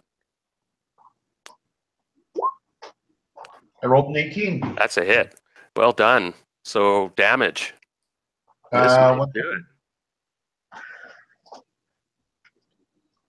I learned how to use this stuff the other day. 8 points. No, 10 points. Because I've got +2 to damage from the damage. So it's just my +2 mace. So he's down. Even 8 points. He had 8 hit points left. You killed him. And with your mace, you swing in there, and he's just desperately, this guy was just kept attacking, trying to buy time. And he did buy a couple of rounds. He did. And you finish him off with a big mace right to the melon, dull crack like a coconut. And he just slumps down on his knees and falls face forward finally. Still. Carl just wants to note that you made 2 simultaneous references to the fact that his head is like something edible. So I'm just thinking. He's like, So you're looking down at this guy, and he looks a bit more snake-like than the last one that you guys had fought. And the other one that was outside was a real creepy half-snake creature completely. And they have slightly different powers and different personas you could see, and very committed and very lethal. So are these like abominations instead of just full Wanti or something? Or yeah, there's a pure blood, which are the weakest, ironically, and then the half breeds, and then there's. How is it ironic? What are they breeding with? Are they breeding with demons? Snakes. Maybe snake demons. Abominations are the ones that are just all weird. They're just they're the most powerful. And I think you guys the pure blood reference is reference to them being pure as in terms of human blood, not the snake blood. It's reversed. It's from their perspective, that name. Yeah, that's true. I'm just looking to see here. It's not telling me which one. Oh, these ones were 2 half-breeds, the ones that you just fought. And the one earlier was it a Malignant? Was a pure blood. The one that looked most human was a pure blood. These 2 looked a bit more snaky for sure, and they're half-breeds. And so your knowledge of them has improved a lot. And that is a +1 halberd, you can tell. +1 halberd. Who amongst us can be bothered using something like that? I actually cast him because I was like, did you just bite me? Did someone get bit? Oh, he tried to. He tried he to. failed epically. He flailed out of a couple rounds and died horribly. Now he also has a nice looking ring. And X, you can roll a intelligence check, like arcane roll. As I say, yep, I can do so. So it's a 16. I got a 13 under 16. It's a ring of protection +2. Sexy. X does not want to tell anybody what it is, and he wants to put it on. Would someone get Carl, please? Because Carl's a frontline guy with an AC of 4. Carl's got AC 4, yeah. Yeah. So you guys, silence kind of settles. You see the frozen remains of the South battle. It was just blasted and everything died. There's a bugbear that did slink away. Hopefully not to return with any, I mean, like, Jesus Christ, are these guys suicidal? The way I'm looking at it right now, if we can just like time stop for a second here, is that we've had, within these tunnels, 2 significant like point blank encounters with them where we reversed ambushes and led it to either full rout or complete success. Oh, yeah. And reputation hopefully will precede us. Yeah, well, and you've done some damage. Like you've killed 2 Yantai who were kind of leaders. As far as you know, they seem to be in charge. And you decimated the whole guards from the inside. You probably can estimate that you have a reprieve. You have a bit of time, like not an hour or something, but you have definitely 5-10 minutes to figure out what you want to do. And you can now safely kind of move forward a bit and look into the city a bit more and make out that I can get rid of this more of this fog of war. It's pretty large, pretty vast. It's probably a kilometer wide by about a kilometer. Thinking metric. It's about 2/3 of a mile wide and about a mile long. But it's lost in the mists, and you can see it's an inside of a volcanic bowl. And this city was in its day was very impressive. Also, I wanted to have Fairborn pick up his halberd and just lay it next to his body. Okay. Now you've searched the bodies, you found the ring, you took the halberd. Anything else? Why don't you make that, if none of us are going to take it, make that halberd unusable. I have a feeling that there's a lot of these creatures everywhere, and if they see any weapons that are worth taking to use against us, they probably will. Yeah, I'll snap off the end of it. It would be fun to use, but I'm too short. Like, I'm just straight up not allowed to. Yeah, that's true. Yeah, I'll snap off the bladed parts. All right, just adjusting quickly. So now you guys have entered the city. You've destroyed the guards, and even they had reinforced it and had just kind of raised an alarm, and they were set up this elaborate sort of ambush. And like you guys said, you destroyed them. I'm just compiling some experience points. So Darren, quick question, experience point wise, answer it when you're ready. How is Stephanos going to handle this since he's really not doing anything? You just want him to take like half of whatever the party gets? I mean, No, I'll give him the full. We need to get our levels up. That's I was asking for a reason. Yeah, no, good call, but Pump those levels. yeah, I'm just thinking, yeah, we may as well He's get done exactly this much during this session, other than be a burden on poor Daniel. Now, of course, the experience points for these guys, it says variables. Fuck, it depends on their race. One game, because I was around the corner. I was hiding around the corner, and all I did was yell the entire battle. I was just yelling at him. Now, by the way, that guy not casting spells was huge. Yes, it was. You disrupted yeah, two I powerful imagine that was spells. He was super casting. helpful. Oh, believe you me, we're developing a Good tactic strategy. against these guys. Which, as long as we can, the two things that we're noticing are giving us the best luck is focusing on spellcasters when we can. Let Carl do that with constant harassment from arrows, and let any of our long distance spellcasters that can do these preventative spells, which incidentally we don't have any spells left right now. We really do need to find some way to fall back. We need healing. We need to recover our spells, but we can't do it here in this tunnel mouth, right? I have 2 spells left. Let's start thinking about that. Let's start thinking about what we can do and for how long we can do it. Let's get out of this When it comes main to corridor. falling back, I can cover our retreat because I'm still at full. Right. So wherever's most dangerous, What's you your can full stick it. mean?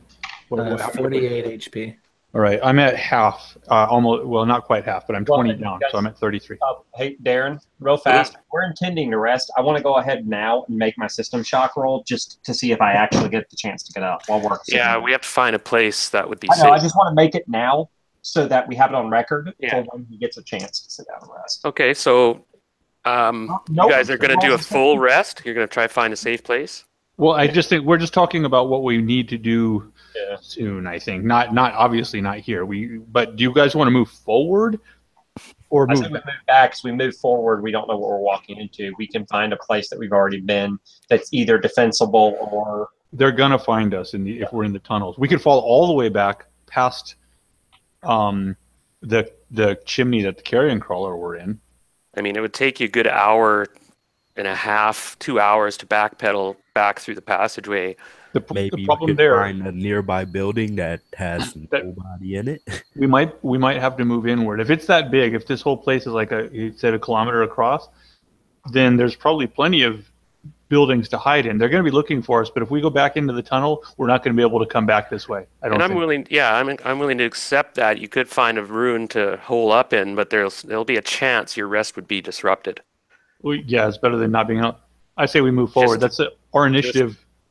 Just to warn you. Well. Yeah. Well, yeah. I mean, of course, we're just speculating.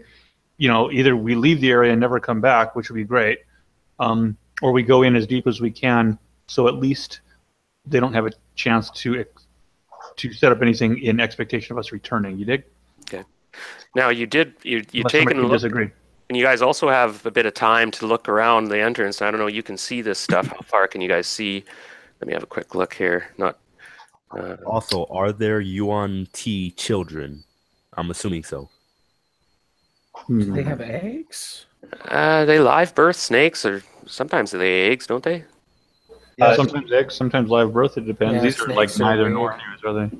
These, yeah, I wonder how these would work. Some would be eggs, some would be live birth, I assume, depending if they're abominations or half breeds. Yeah, well, we don't have any. They're like really wild mutations that have survived stillbirth, basically. I suspect that the abominations would be eggs, and the everyone else would probably be live birth. Yeah, and congratulations, guys! You guys played that really well. Like, I actually put the thumb down. I'm gonna be like, well, this is a major security area, right? This is the main entrance that they have. And the fact that they were actually untie here, supervising and organizing the defense, meant that you guys broke that layer. They know you're here, or they know that you've destroyed their entrance, probably done a lot of damage, but they have more resources, probably. It's a big city. Your guys are kind of widened a bit. You're like, whoa, this was. But you can see most of it is abandoned right now. You can tell most of it's overgrown ruins, and directly to the north and a bit to the east. Let me see how much you guys can see. Oh yeah, you can see appears to be a swamp that's blatantly taken over part of the city. It's just sunk into the swamp, is completely gone. As far as Sorry. And then to the west, there's a broad avenue that goes directly to the west, and it appears to be a main area of transportation. And so your options to find refuge is either retreat. You guys said you're going to go into the city. You'd have to scout out an area. One of these city blocks it's pretty big, right? Oh, boy. Who amongst us is injured right now? Okay. Let's rephrase. Who besides the obvious is super injured right now? Oh, real quick, Carl, because you've been so beat up. While we're taking a minute to catch our breath and trying to figure out what we want to do, X is going to pull one of those potions out and pass it to you. I was going to say we're going to use both of those potions actually, and I'm going to say that ring that you pocketed. Shh, give me the potions now. Question is, well, everyone will know I pocketed it. The question is, nobody else knows it's magical. Do you guys see how I scaled that? You said you put it on your finger, man. Hey, nice shiny, baby. God damn it. It's probably even narrower than this. So if you guys could imagine, that's probably how wide the tunnel is. Scaled. Probably about that wide, if that. Either way, just to let you know how large things are right out there, this avenue is probably 60, 70 feet wide at least. Let's have a quick look. But yeah, Ian, if Carl takes one potion and still pretty messed up, he'll hand him the second one. He wants to. That's why I was asking who else amongst us was injured, because we have to be at full strength as much as we can get, as much as we can buffer ourselves. That's what X is trying to do. He's trying to make sure that he doesn't waste all of your resources on like one person. You mean like casting sleep spells on creatures higher than 4 hit die? That kind of. That's a lesson learned. That's a lesson learned. That he didn't know that. I mean, I knew that as a player. I'm yanking your chain, man. As a character, I wouldn't have known that. So I gotta get some slack there. But no, all jokes. He is trying to seriously make sure that because right now we're down on spells and everything else, and I need to make sure that if we get another fight, that we have the ability to get through it. So you guys have to decide where you want to take refuge. There's the swamp, which usually has its own perils, and then the actual city proper, the remains of it, are more to the west and northwest. You can see, and it expands out as the. I'll move you. You guys creep out a little ways. Let's say we leave the cave. You feel fairly secure. You guys have destroyed the guards. Well, hold on. So you guys can decide which way you want to go. Let's not go anywhere, and let's take care of this healing first. Like we really need to. Oh, to actually heal, So you want to go ahead and roll your 2d4 plus 2 to see how many hit points you get back from that first potion. Acceptable with everybody? Yeah. Okay, cool. Yeah, I'm out of healing spells. I have been since the beginning of the game. Yeah, so I ran out last game. We have to do what we can, and I'm down. I'm 20 under right now. So, yeah, that's what I'm saying. So let's see what this first potion does for you, and then we'll figure out if I need to chug that to give you that second one or hold on to it for somebody else down the road. The 2 die 4 plus 2? 2 die 4 plus 2. Okay, I'm gonna roll it right now. I love rolling the 4-sided die. Not Mhm. Get your Now- cow. 3, Hey, 3, Kyle, about 6, that 7, range- 8 points of damage shield. Did you make your system check, by the way? Yeah, I rolled a 63, so I'm still down for another day. Oh, technically, I'm. This is where I'm getting kind of weirded out by this roll, and not your house roll, but technically, I'm going to be back above 0, but I'm still fucking useless. Oh yeah. Yeah, because in the real D&D, you basically get 1 hit point a day back. Yeah. So that's my next question. I don't mind coming back at 1 hit point a day, because once we rest, the cleric can pray for additional healing spells and help me out, or whatever, or however we need to do that. But the problem is that even at positive hit points, I still can't do anything until I pass that system check roll or I go through 7 days. Okay, and we can review that later. I'll take a look. Yeah, well, that's fine. I just We'll have to kinda review curious those about- rules again and get back my memory. It's been a while. Like I said, I'm a bit out of practice today. You're always I'm not. Like I said, I'm willing to roll with whatever you say is we're going to do. I'm just letting you know. I'm not sure how that's going to affect Stefanos, both